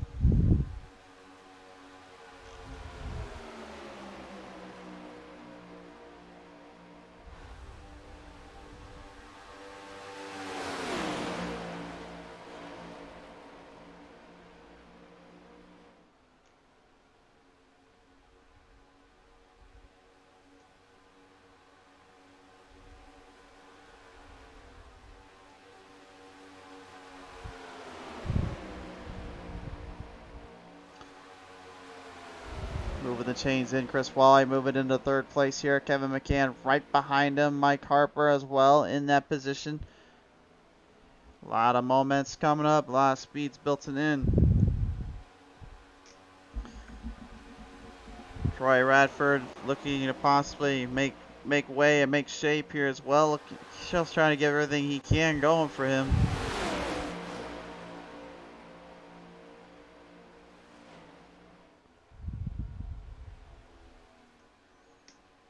That gap starting to close off ever so slightly here. There's a lot of speed building up towards Vincent Short, Aaron Smith. They know they're going to have a lot of company coming at them. But the stage break is coming. They are getting closer to it. They have to charge just a little bit more. They're going to have to get even closer into the field if they want any chance. One step closer to the end of the brink of it all. Which one is going to take advantage here? Smith is going to have to watch very closely what Vincent Short does, and he's got to watch what Wally does. If he goes the outside, he runs the risk of losing that speed and momentum. If he stays inside, he runs the risk of being passed on the outside if they go for the pass.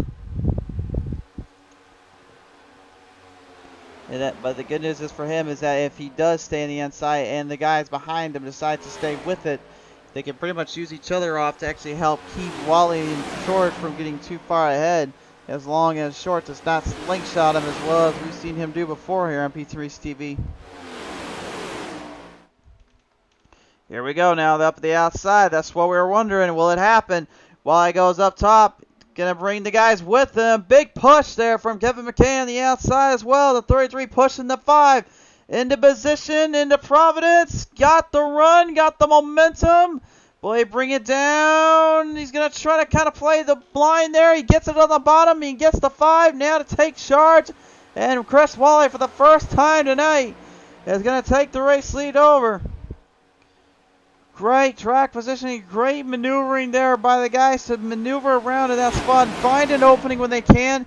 That's a whole lot of speed and momentum to have to work around to get that lane, to get that to work as well as they did. But boy howdy, they get it dialed up, perfectly executed and done just the way they needed to.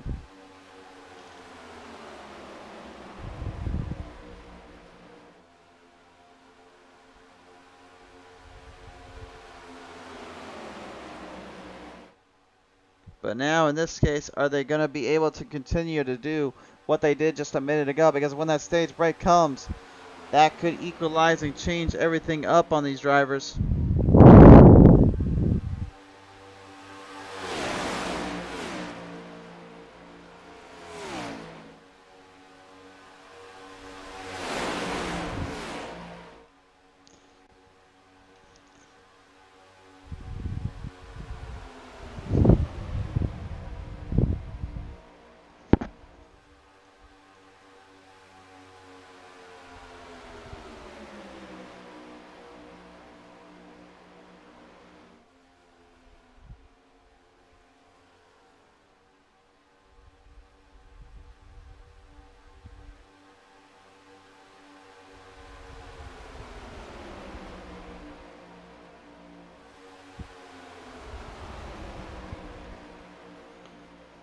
Laps winding down, time starting to go away here with these next gen cup cars. This has definitely been a very solid night of performance from some drivers and a very overwhelming kind of momentum booster for many others. The one thing we can certainly say though, it has not fallen short of some pretty incredibly hard battles and great racing in between.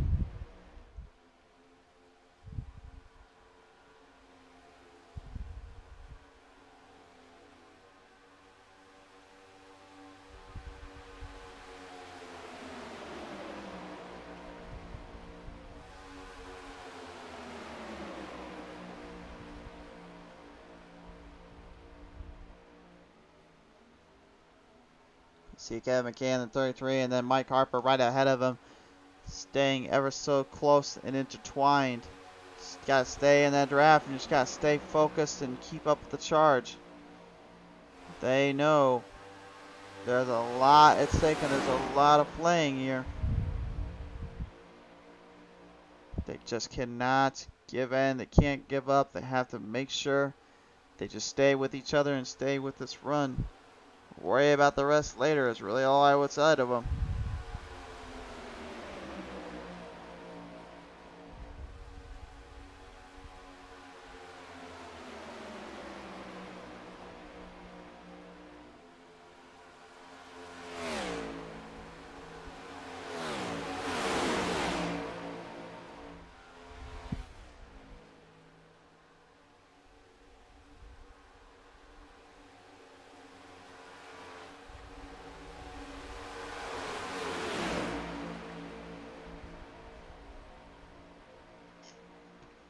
Making their way on the outside right now. Smith looking to take advantage here of the traffic coming ahead of him.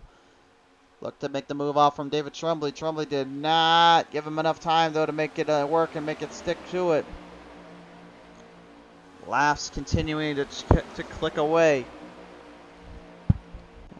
And it just makes you wonder, you know, is there anything left? Do they have any kind of boost or any kind of speeds to get off with and make them run off on them? You would certainly think so. They certainly think there would be a way to, but it's extremely difficult on multiple fronts and multiple angles because you're fighting with not only the car, you're fighting with the track and the steering, you're fighting with the drafts, you're fighting with everything you got. And Vincent Short making Aaron Smith pay for trying to make a move off of him there.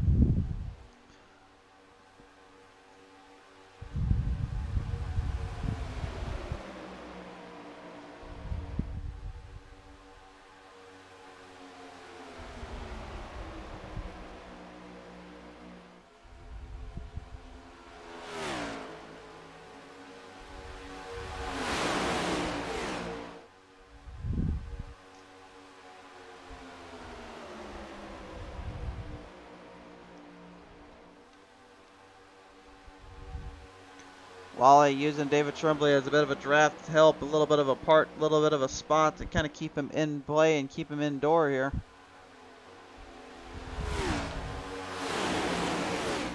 That's pretty much kind of his saving grace here at the moment, kind of keeping him in charge and in check here. Look in the back of the pack here as well. The guy's still fighting it out a little bit. There's number 12 with Tim Schofield getting put back even further in the field.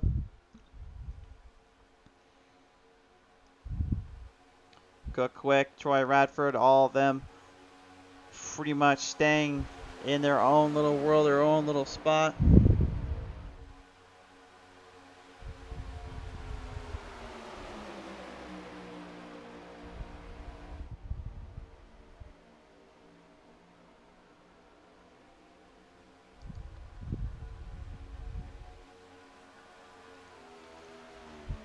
Taking a look at our chopper cam as well, and you can see even though they are got such a distance and got a runoff on so many other angles, even with the speeds they carry, the draft just does not pull them in as quickly as you would think. When you compare this to what you see right up as well, even the leaders have the same issue and the same struggles. And these guys right now, they're already, hitting speeds well above what most usually consider fast. They're over at 200 miles per hour, but again, even with 200 miles plus an hour here, that's still not enough to keep them away from the troubles of that dirty air and that dirty area there. That's really what kind of helped. That's what's hurting the guys behind the leaders. The leaders, they get pretty much a bit of a break here, and a little bit of a shot taken advantage of as the caution finally flies for our stage break. And now the second stage complete. There is one left with about 25 remaining on the restart here. This could be an absolute shootout. It could be the game changer, the equalizer, you will, for what these guys are about to face.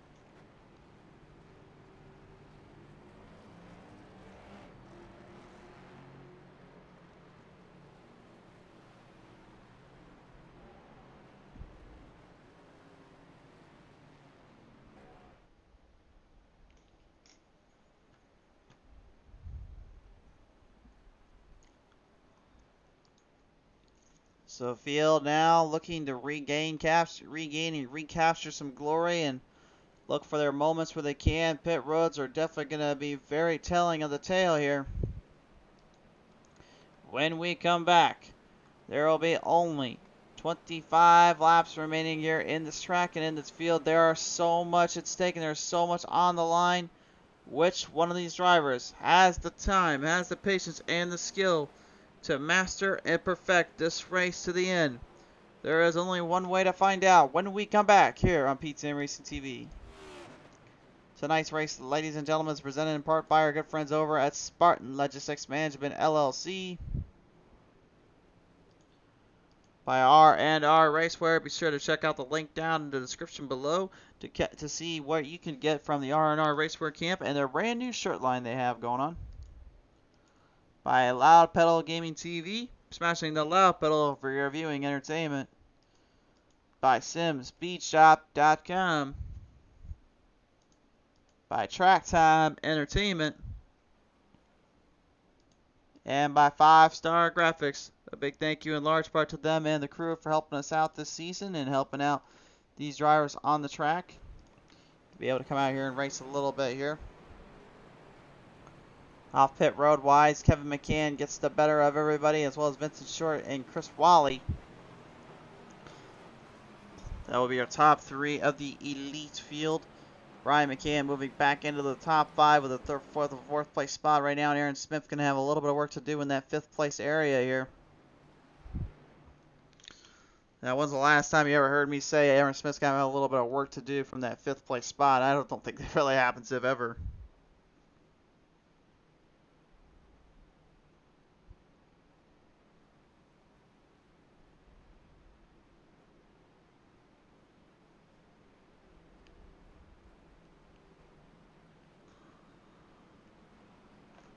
looks like Kevin McCann and Vincent Short are all in the pit road here. So looks like they waited an extra lap. Looks like they just wanted to get some fuel off this one. So Chris Wally will be your leader again. Mike Harper will pull up into third, and then Troy Radford, Hunter Clark, and Cook Quick are going to be marching into the field. Wally finds himself in the driver's seat. The lights are off on the pace car, though, so the field's going to have to hurry back out of the pit road and back onto the track here. There's not going to be a lot of time to be making mistakes now. You better figure this one out quickly.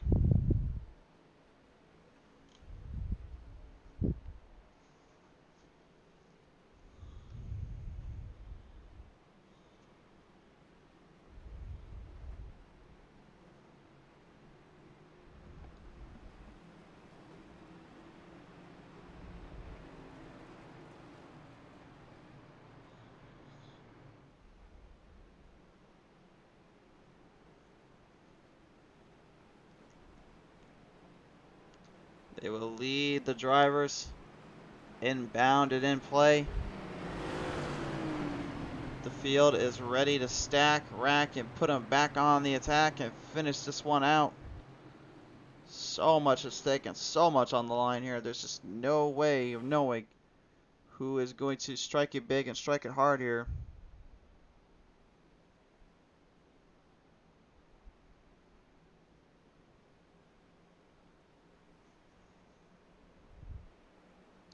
Leading him off out of turn number 4. Race fans, this could be our last one. This is the last of the stage breaks.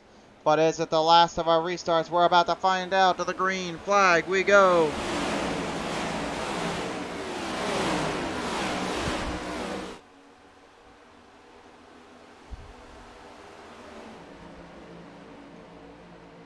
Momentum surging, momentum coming up quickly. Hunter Clark, the 18, will take over second place spot. Your hard charge of the night, though, the number 5, Chris Wally, up 20. Pretty much dominating so far and keeping himself in play and keeping himself in balance throughout this event, throughout this night.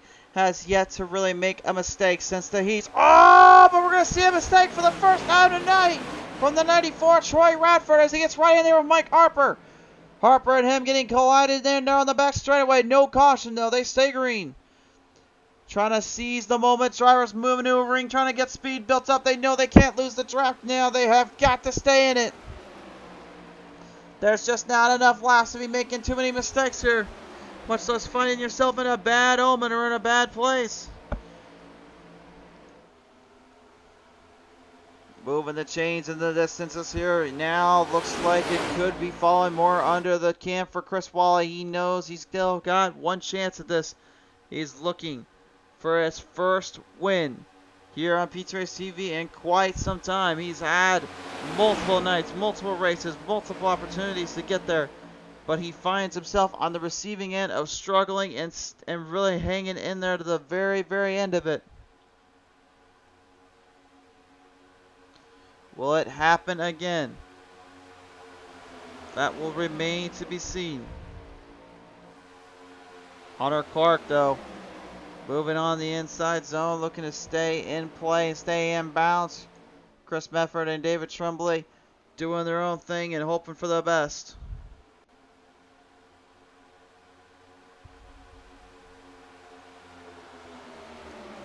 Kevin McCann managing to stay up there with that front half here. You can see the guys in the back here, Jesse King and all them leading the charge to get back up there with the lead pack. But do they have time? Will they have enough chances to get there?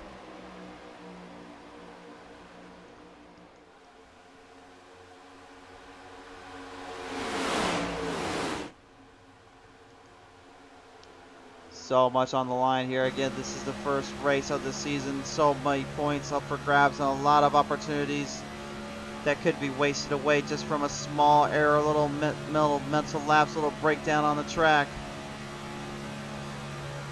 The 12 there, moving up to the outside, getting past him. Tim Schofield, nothing he can do. David Tremblay right there with the leaders. The 18 of Hunter Clark looked like he wanted to make it work on the outside. It did not go as planned. He lost all his momentum. Gonna get put in a bad spot here. David Tremblay and Chris Mefford there, and preferably maybe the line they want, maybe the chances they can get. Cook Quick, Chris Wally is your top two with Medford, Chris Medford, David Tremblay, and Vincent Short falling into the top five. Vincent Short, he has been bad, fast, and tough to beat all night long. He's been making a very, very smart maneuver on how he hits pit road, on how he takes shape on the track. Now, can he put it into full context, into full opportunity stake?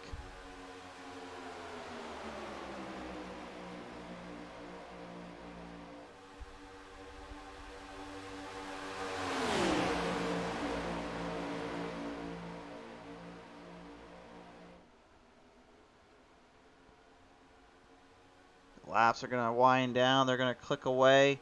Time is of the essence. Just think to yourself and don't even look at that mirror. Just make sure you stay focused on what is right in front of you. Either wide open road or stay on the turf of the track of that driver in front of you. That's the only way you're going to be able to survive here and now. That's the only way you're going to be able to win this one out. How well will they hold it in? How well can they keep themselves in play and keeping themselves in bounds? Some guys that were making some moves earlier on, like Mike Harper, pretty much have their night kind of sealed up because of the damage there on that front end. The only thing they can do now is just get the points. Points are going to be kind of their saving grace, their requiem, if you will. Aaron Smith right now, one thing he's going to have to find himself in is using his skill and his knowledge out on the track here in these next couple weeks, because right now he is in a bad spot, being back into the ninth place here. Trying to make a run as hard as they will need to with these amount of laps left. It's going to be easier said than done.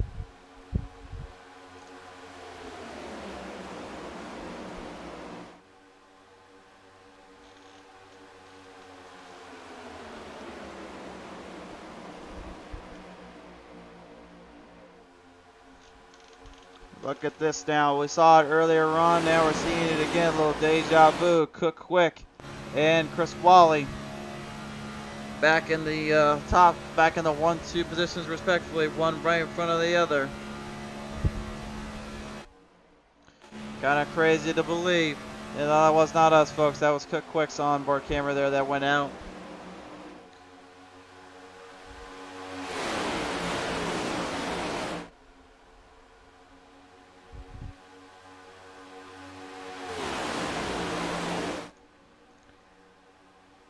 Make an aim and work for everything you got. Do not let anything get to you. Just stay focused on the track. Again, like we said it before, there's so many guys that get a little too over the top on their end. They sometimes forget about where they're at and what they're up to on the track. They need to not think about that now. They just need to stay focused, stay in the moment.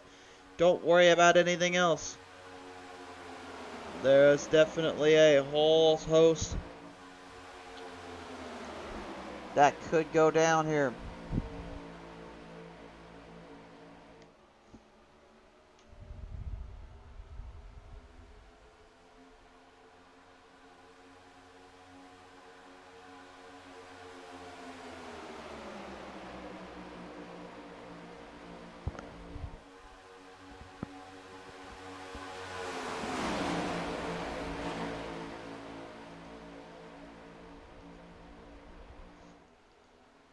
A little bit of maneuvering up there. You see Brandon Medford not had the best night, obviously, for a multitude of reasons. Mainly just finding himself in the receiving end, the wrong end at the wrong time. But he has still kept everything in play. He's been doing everything he can to try and hope for the best here. Also, just a quick little heads up and a worry from last night. I know a lot of fans have been asking me and I've been messaging, quite frankly, well, about what happened last night, whether or not we had missed another league race here for the Wednesday night series. And short answer is there was only 5 drivers we had on the grid and on the track. And we had so many internet issues and troubles to get from headquarters wise to get the stream up. We had a backup system ready to go, but that ended up going out as well when the transformer blew here. But thankfully today we were able to get in touch and Fuel and Gary to get this thing back up and running, so we were going to be able to come here tonight and watch Spartan Logistics Management LLC iRacing IROC Series Challenge. I will say though, for next Wednesday, come high water or high tide, it don't matter. We will make sure that we will have a broadcast ready to go for you guys. So be not fearing. This time we promise you will see something down from our RTC iRacing league, as well as all our races is here this week. And we may even, on Saturday night, have a little special race coming our way. We do not know for sure yet. We're currently in talks with them. If we do, though, we will be posting up it on our Twitter handle. So if you want to, follow us at League PTM or PTM Racing TV on Twitter. You will catch us there. We will make sure you get all the action when it goes down. And we will make sure you're very well aware of what is transpiring down into our world of view.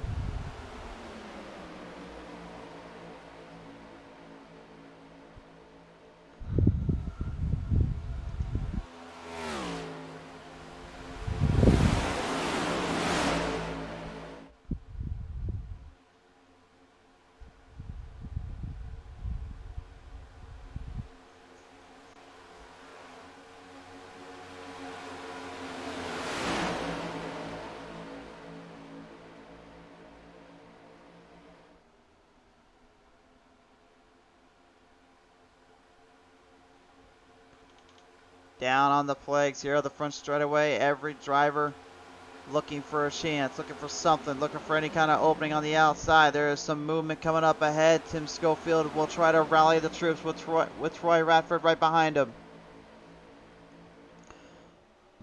Radford trying to get some going, something a little bit more to his shape and liking. Looks like there is some speed building up here. I'm not sure how Schofield is doing it, but man, he's doing it all right. He's getting 3 guys to work with him and a lot of help in between. Chris Wally not too worried about it, I would hope not anyway. I think more or less he'd be more happy about it, considering that's going to kind of block off the run for the other guys that are trying to pass him. The only way around him would be to pretty much push him out of the way and push him into bad places, into bad spots. 486 of Chris Medford is currently still hanging on, though. You can see him moving everything he can. Wally, what are you doing, bud? Don't go there. He was thinking about it. I'm not sure. That would have been a smart idea to try to work with Schofield there. That would have been a bad. I know he saw them having a lot of speed, but right at this moment, I wouldn't be worried about anybody other than yourself. Don't worry about that top side, my friend. 13 laps are going to remain here. What a long 125 laps it has been. Chaos and madness on some fronts and multiple ends of hard races in between have led to this moment where we can finish it out and call this one good.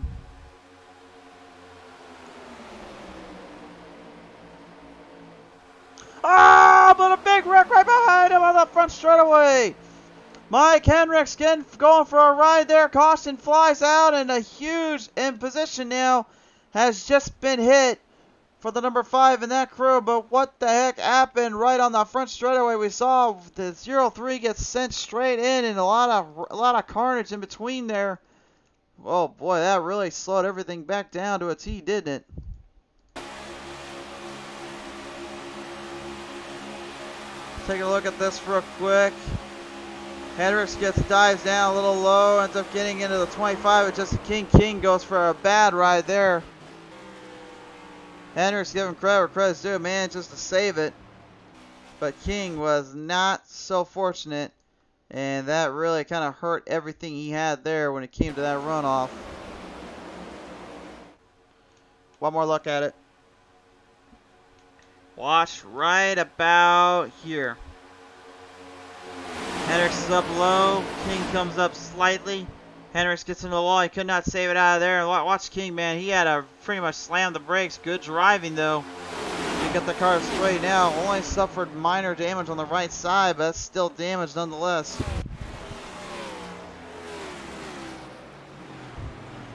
Now, how well will the field come back from this? Well, if you're like Chris Wally right now, you're probably thinking, man, we were just going to get this one finished out. I've been able to win this one finally. And now he's having to find himself on the receiving end of trying to survive and conquer out another tough circumstance here.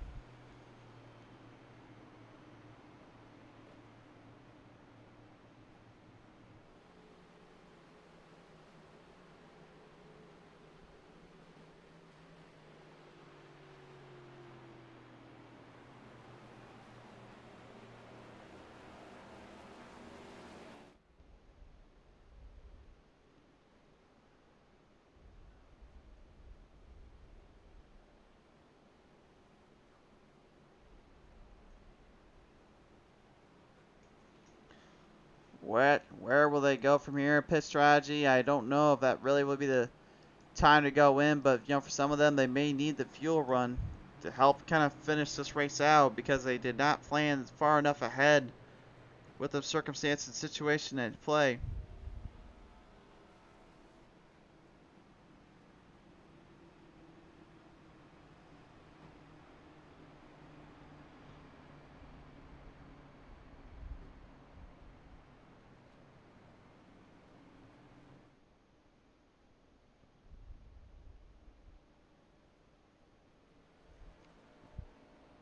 Chris Wally right now, really, I gotta be thinking that about probably if I'm him right now, I'd be thinking just stay very well where my fuel line is and be very sure that we're gonna go for broke and we're gonna get this one dialed up for a win because there is just a lot of troubles that can go in the wrong place at the wrong time if they're not careful here. Now it may only be about 8 or 9 laps remaining, but again, that's still a lot. Now it's still a very tough circumstance and situation to be put into if you're not careful here.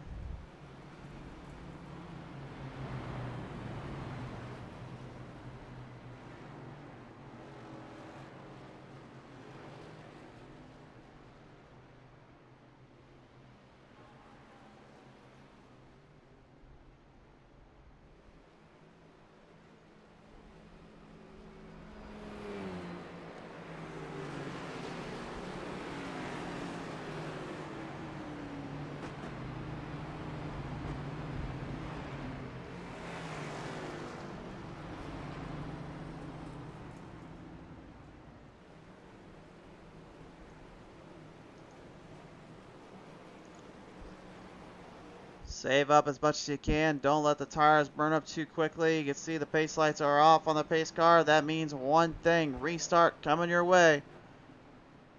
Where you put your position in, where you put yourself in for the run is going to really make the biggest difference and possibly could be the ultimate saving grace here.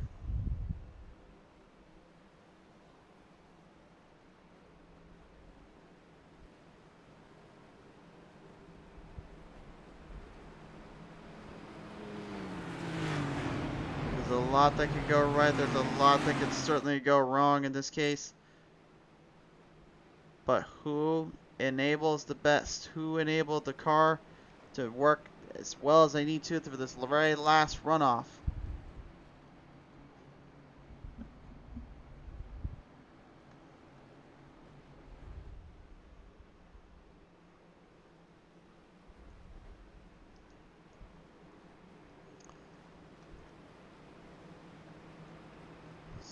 So the McCann family there, Kevin and Brian, are 5th and 7th.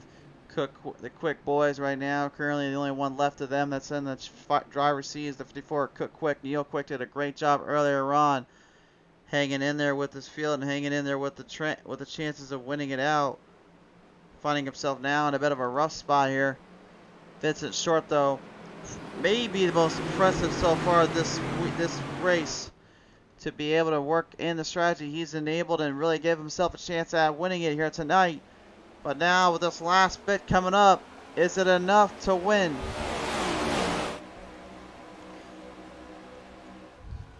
They'll have to find a way around Chris Wally in that 5 because he has been he's been the man everyone wants to knock off the podium and off the perch. Watch out for that run coming up here out of turn 2 though. David Tremblay had a whole lot of speed going for him, but it got derailed as quickly as he got up there.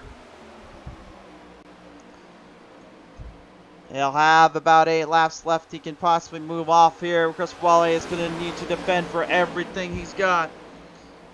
He does not want to lose this one. He wants to give himself the win and the chance to victory lane. Every little piece of work, every little piece of effort that went into tonight's race certainly is the difference maker, and it's what meant to a lot of these drivers out here.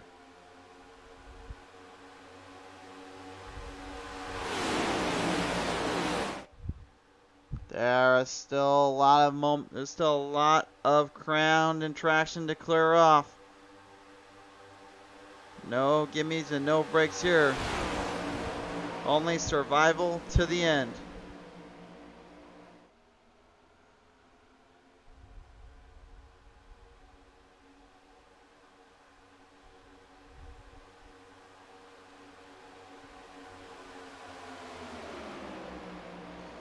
Seven remain. And Chris Wally still with the lead. Vincent Short in the mix of things, as well as David Tremblay kind of piling in between. Stuck in a bit of a rough spot, a bit of a rough angle here. There's not a whole lot of room. It's gonna need to find either a way to move on the outside quickly and make the lead pass for the lead, or they're gonna have to hope and pray that Wally just gives them one little break here and maybe moves up slightly when they try to figure out a way around him. It is very possible to kind of make one driver think one way and then get them on the other end.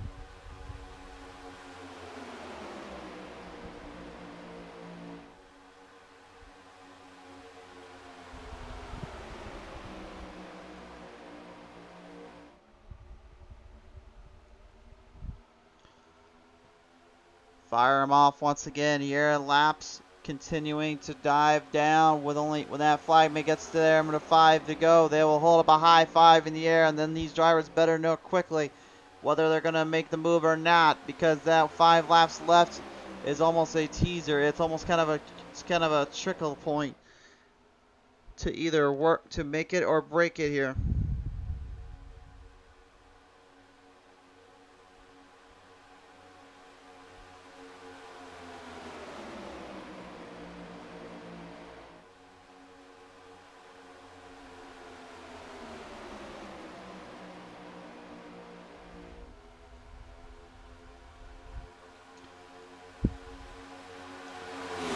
Position is key here. It's going to matter to the end. Which one's going to get the advantage here? If you look at it from multiple angles, it's just hard to see anyone other than Chris Wally having that advantage, being on such a strong run, such a strong haul.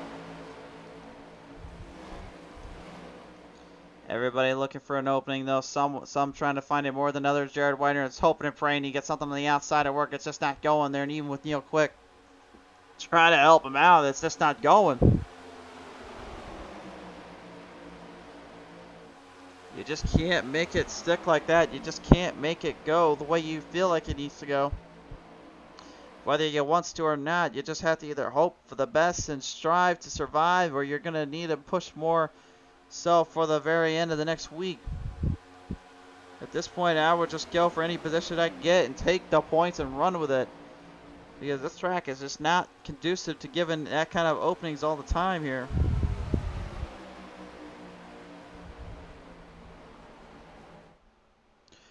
Laying him down, yellow flag comes out. Wait a minute, something wrong out here. Jesse King once again off the track. The 25 coming to a dead halt, and that is going to set up a green-white checkered opportunity.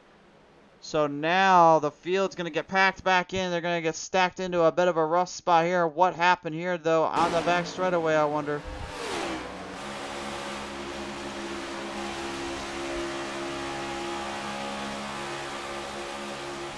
See if we can take a look at this. Couldn't even see this actually till it was too little too late. You can see King actually got a little bit of a close encounter. There were some of the guys bumping and banging around here. Chris Mefford in the 46 ends up kind of finding himself on the receiving end of that. Had nothing he could do about it. You can see the guys were packing him up here a little bit too close, and they got it for them good. See, Harper got tagged there, and then King got into the mix of it, and that's where everything started to get out of control here. A little smack dab on the wall there from the hilltops and the side, if you will, and it's just a bad spot to be put into and a bad area to get caught off guard with, but unfortunately that is just kind of how the race can go sometimes.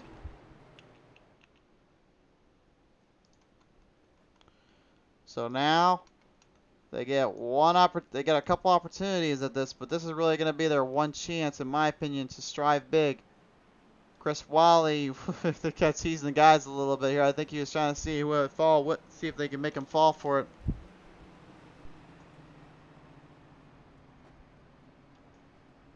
Opted not to do it, not to give it up just that easily. He's saying point blank, I'm not going to just let him win that like that. Gotta go big and gotta go broke here for everything you can do.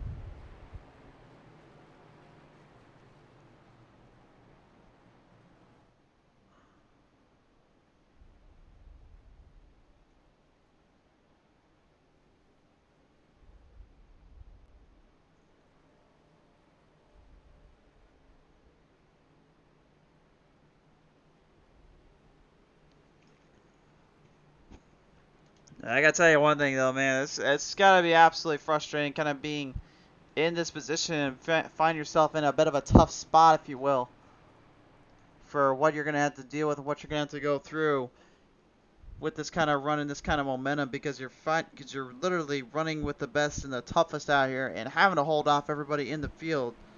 That is really where the game changer comes into play.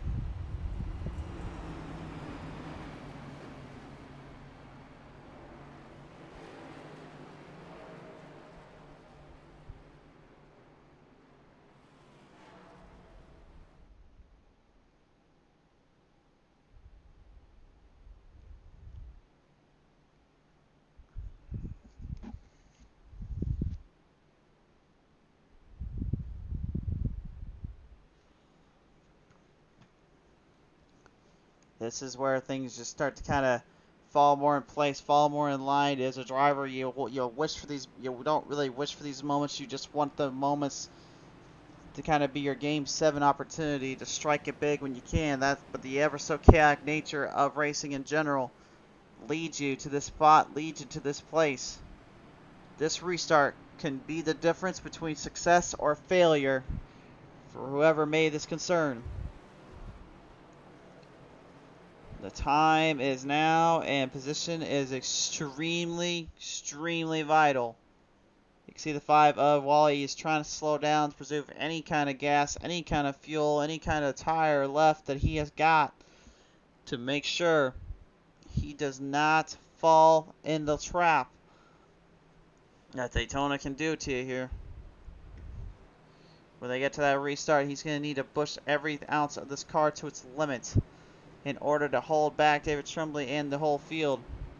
Did he strategize well enough for this one? Did he get enough time in and enough fuel? There is only one way to find out.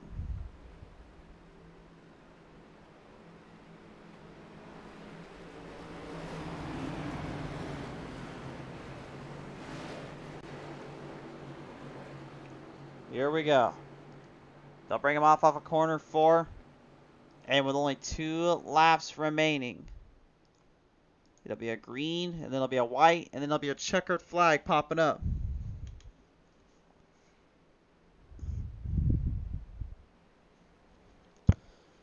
That can make a huge difference here between success or failure for these drivers. But which one will strike it big, and which one can take it all home to the green flag, the last one here tonight, possibly.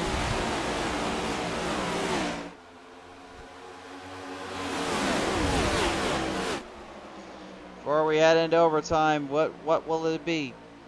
Chris Wally looking to stay in charge, stay in balance. Look at this, Vincent Short is right on the tail end of Wally. Oh! Well, big wreck right behind him at turn 2. Holy smokes! Mike Harper up on his roof here, and a huge crash here of David Tremblay, flipping right in the air as well, and Joshua Funkhauser also involved in that one, but whew, that you can tell that scared the living daylights out of me. I didn't even expect that. Oh my. Let's just go to the PT minutes and replay before we say anything else. So this was a huge mess here. Look at this. Tremblay tries to get back in it, but look at Harper. He just jams it right in. You can see the 96 get kind of pogoed around, sent like a rag doll. drivers all over the place trying to avoid the chaos, trying to avoid the carnage, but it just was not to be. That was a huge wreck, though, to say the least. Take 2 more looks at this one. This is going to be the first one to be the onboard camera of Trumbull. And then we'll look at the 23 here and what he saw.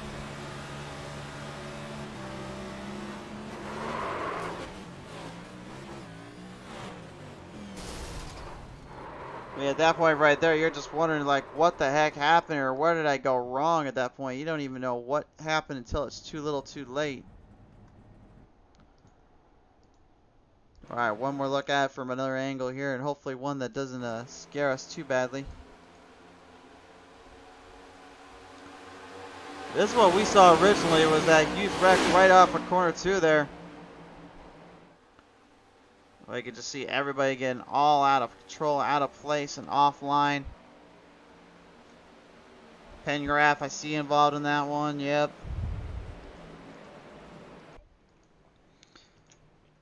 Yeah, that was bad. That was real bad. Oh my. I'm glad everyone's okay, but that was a huge, huge wreck. And that also just was the death knell in Chris Wally's strategy here. He's having to head to pit road. He did not have enough fuel, and he did not have enough to finish this one out. That glass caution cost everybody, and Vincent Short even getting stuck in that pack. That caution was what may have broke the camel's back for many of these guys. They were relying on that fuel strategy and that pit strategy to come into play, and it just did not finish the way they were hoping for. What an absolutely terrible and horrible break for them. It was really was thinking Chris Wally had this one dialed up to the end, but again, you saw what he was trying to do when staying into the bottom lane. He was hoping for the best, that he could save the fuel and save the tires. It did not go that way. And this is really one of the most just heartbreaking spots you can find yourself in. It's only the first race of the season. There's many more to go, but unless a major break comes in, I do not see anybody given a chance back for this one.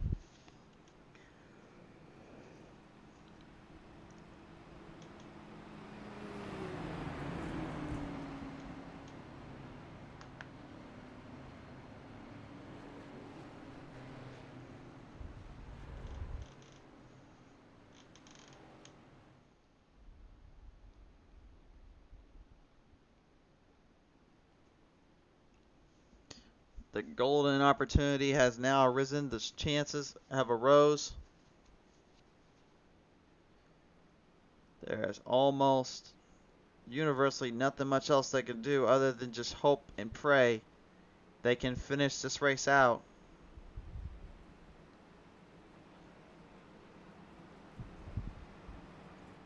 There's a lot of tough spots here they're going to find themselves in. There's going to be a lot of incredibly hard endings here to really work around.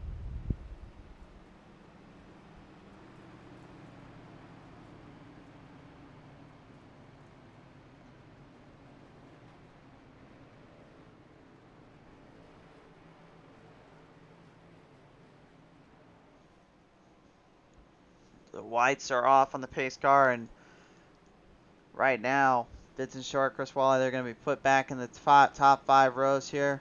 Aaron Smith, don't get him out now. He's in the top 10 as well. But for Chris Medford, he catches a big break and a big opportunity here. And Troy Radford, much of the same. But the only downside for them is they're going to have to find a way around Kevin and Brian McCann here. And those McCann boys do not give an inch to just anyone out here. They will do everything they can to survive and strive here. What is about to transpire here on Pizza Race TV? Will we get another chaotic run in a finish here? Or will they be able to finish this race out in its entirety? There is only one way to find out. It's going to be a barn burner ending coming up here.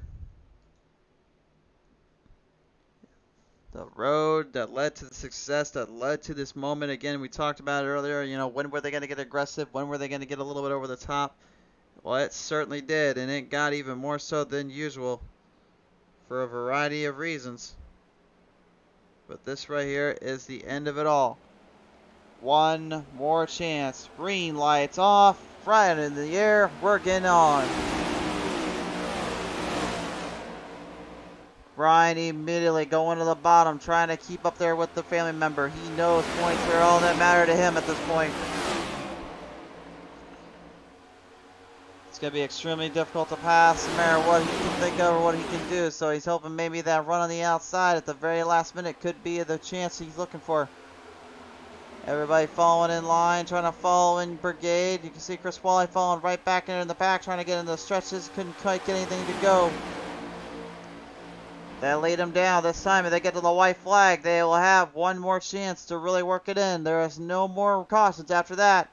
They're going to get there. Kevin McCann now brings the white flag out. No matter what, whether they wreck or not, they're going to have to finish this one.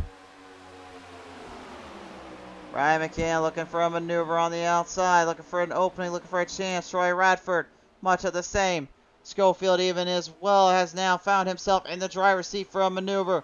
They'll charge him down the back straightaway. Will anyone go to the outside and try to work together to get the run? Looks like they're going to wait for it. Oh, Brandon Milford, though. Straight it down there on the back straightaway, right into the wall protection. Sent straight to the shell realm, got sent out of here like a sack of potatoes thrown around the front yard, but off of turn 4. Kevin McCann leads it in. Brian trying to keep it in play, and it's going to be Kevin McCann, the 33, winning it out with family member Brian right behind him, and Troy Radford getting a podium finish for 3rd. What a finish. Madness all around us and maddening racing to be had. Is this the start of what we're about to witness this season? All will be revealed in due time, I feel, but this one has definitely been a strong showing from all involved. But for Kevin McCann, maybe the most satisfying victory has now come for him, knowing he has the advantage of the points-wise and the system kind of working towards his favor. Will he be able to ride the wave of success that he was looking for last season? He came so close last season, but just could never get it dialed in, could never get that win figured out. I think it would mean a lot more to him than anything if he can get it done this season. Here we go, looking at our results now. We'll do the top 10. Kevin McCann here, Brian McCann. Going 1st and 2nd, 3rd going to Troy Radford. 4th will be Chris Medford, 5th to Tom Schofield, 6th to Cook Quick, 7th to Vincent Short, 8th to Hunter Clark, 9th Chris Wally, and 10th to Aaron Smith rounds out your top 10.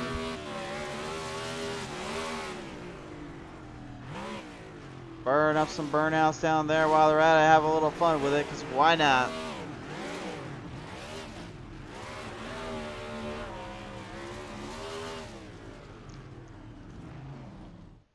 What a race, my friends. What a night of action. What a night of events here unfolding. A lot of craziness in between. This certainly was a season opener, to say the least, for all the right reasons. But now, with them having to travel down to Auto Club come next week, that leads the question, what will we see transpire down there? What will we see happen between these drivers? There's only one way to know for sure, but right now we're going to take it down here and talk with our top 3. Ladies and gentlemen, joining me here in 3rd place here in the number 94. Give it up for Troy Radford. And Radford, a long, hard road to get to this moment, but a podium finish, nevertheless, to survive out of Daytona. Yeah, absolutely. I told my boys heading into this one, I feel like I've got a good shot at most of the other tracks, but super speedway racing's just never been my thing. So coming out of here with the top 3, top 10 was my goal. Top 3, I'll take it. You take it indeed, my friend. So I know, obviously, we got a long list of races to come through this season. Which tracks really are the ones you're looking more forward to than anything? Because it seems like you said plate tracks aren't really your thing, so I got to believe more or less you're thinking the 1.5 to the 2 miles you're about to be presented. I mean, honestly, with this car, the 1.5 and the 2 miles really drive kind of like the super speedways anyway. So, really, I'm looking forward to seeing how this thing does on the road courses and the short and the mid tracks, Dover, New Hampshire, stuff like that. But, I think we'll be competitive for wins on most of the tracks. But the super speedways are just kind of crapshoots anyway. So you just hope for the best and hope to get some points. For sure there, but nevertheless here, obviously the point's going to go in your favor for 3rd. So as you walk away with 3rd, is there anybody you want to thank here tonight for this one? Of course, my family for actually letting me do this. It's a little hard on the family with 4 kids and my wife getting everybody in bed. So, my wife, of course, the rest of the boys over at Falcon, as well as Lucky Fin Project, National Kidney Foundation, and just everybody here putting this thing on. I mean, I know this stuff is tough, and it's tough for admins and lots of planning and everything, and just awesome. And thanks to all the sponsors who made all this happen. For sure there. Well, nevertheless, Troy, appreciate you coming on board here tonight, man. Congratulations on a third place finish. It's great to hear from you for the first time. Okay, thank you. Ladies and gentlemen, Troy Radford coming away here with a third place finish here tonight. As we bring in your second place finisher here tonight, ladies and gentlemen, please welcome in former champion Brian McCann. And Brian, just like back where you started off here, you get a second place finish here at Daytona, but you certainly seem like coming to the end that all you really worried about was just kind of staying in position and get yourself the points field. Was that the kind of the focus here on their last restart? Yeah, we made an agreement there at the end, stay 1 and 2, not to pull out. So, and that allowed us to go across the line. Otherwise, if I would have pulled out, they could have had a line of cars come blow doors off, coming out of 4. Seen it happen. So we just wanted to get that 1 and 2 spot and be done. Well, he certainly did a smart move there when it came to that for the long term, maybe for you and your family member. But I gotta say real quick though, obviously you're having to get away with the next gen here at Daytona. How much of a difference was it compared to the other series you ran here last time out? The aero package is completely different. You got to relearn it, and I'm starting to learn it more. I didn't like it at first, but after tonight, I know a lot more about it, and it's actually pretty fun. For sure there. Well, nevertheless, though, as you are walking away here with a W and a with your family members walking away with a W and you're walking away with second place here, is there anybody you want to thank here tonight for the second place finish? Yeah, my wife, all my family, everybody watching tonight, Chris Wally for putting the show on, everybody who helps them. I know Kyle helps a lot, and whoever I don't know about, the sponsors, the great league. Happy to be out here, and you guys for doing the broadcast. I appreciate you coming on board here once again, Brian. Congratulations on second place finish. We certainly hope to see you with the W here soon enough. Thank you. Ladies and gentlemen, Brian McCann in the number 3, your second place finisher here tonight. As we now bring in your number 1 runner here tonight, the driver in the 33, Kevin McCann, Gaming's own Kevin McCann. And Kevin, you certainly had found yourself in probably the craziest of spots here when it came to that last bit of run, but you managed to stay tough and stay strong, and as your family member Kevin just said, work together, and we'll call it good for this one. Yeah, it's definitely a race that came down to strategy. I think that's always the case at super speedways, it seems lately. But yeah, it's just try to keep the car clean all night. That was the biggest thing. Last week when we did the practice race, I didn't do a very good job at dodging the wrecks. So tonight, just really cautious, trying to keep the car clean, trying to make sure to nail the green flag pit stops, which my brother really he really messed up that first one. I think he hit the wall on the pit road, but really didn't make a mistake all night long, and just got the strategy right at the end. It coming down, with that late race caution we had, we were looking at the fuel and saw that it was going to be close, especially if we had some green white checkered attempts. So we decided to go in, take fuel, and that put us in the position we needed to be in there at the end. It certainly did. Indeed, I was actually just about to pass that fuel there and actually seeing Chris Wally and Vincent Short just fall below just a little short. Obviously, it did make the biggest difference. It gave yourself the win here tonight. So, Kevin, as you walk away with the W here at Daytona International Speedway, is there anybody you want to thank for this finish? Yeah, just shout out to my brother there, helping me out with strategy and pushing me to the win there. Also, shout out to Tim. He was with us tonight strategizing. Didn't get the greatest of finishes, but had a good run nonetheless. And appreciate Chris Wally for putting on the lead, Kyle Pendergraph for those guys, and all the sponsors, Spartan Logistics, R&R Racewear, all those guys, Sim Racer. They put it on the show. So, and thank you guys for doing the broadcast. I appreciate you coming on board once again, Kevin, and great to see you back here in Victory Lane. Certainly we'll see more of you throughout this event and through the shows. Congratulations, though, here at Daytona tonight. Yeah, man. Thank you. Absolutely. Ladies and gentlemen, your race winner here tonight at Daytona, Kevin McCann, and that's going to wrap it up here tonight for our showcase of the Spartan Logistics Management LLC, presented in part by, of course, Spartan Logistics. A special shout out to our friends over at R&R Racewear. Be sure to check out the link in the description for their latest line of product and shirts. Be sure to check out also Loud Pedal TV and their coverage and captures of their races and their moments, as well as all the equipment and stuff you see on simspeedshop.com. Track Time Entertainment, all that they possess with their company and their group. And of course, check out 5-Star Graphics as well and all they got going on. We appreciate every one of them and every single one of you fans for tuning on in. From all of us here at PT Racing TV, when the green flag flies next time here, we certainly will hope to see you here, and we certainly hope you've enjoyed the show. From all of us here, though, we say farewell, good night from now at Daytona.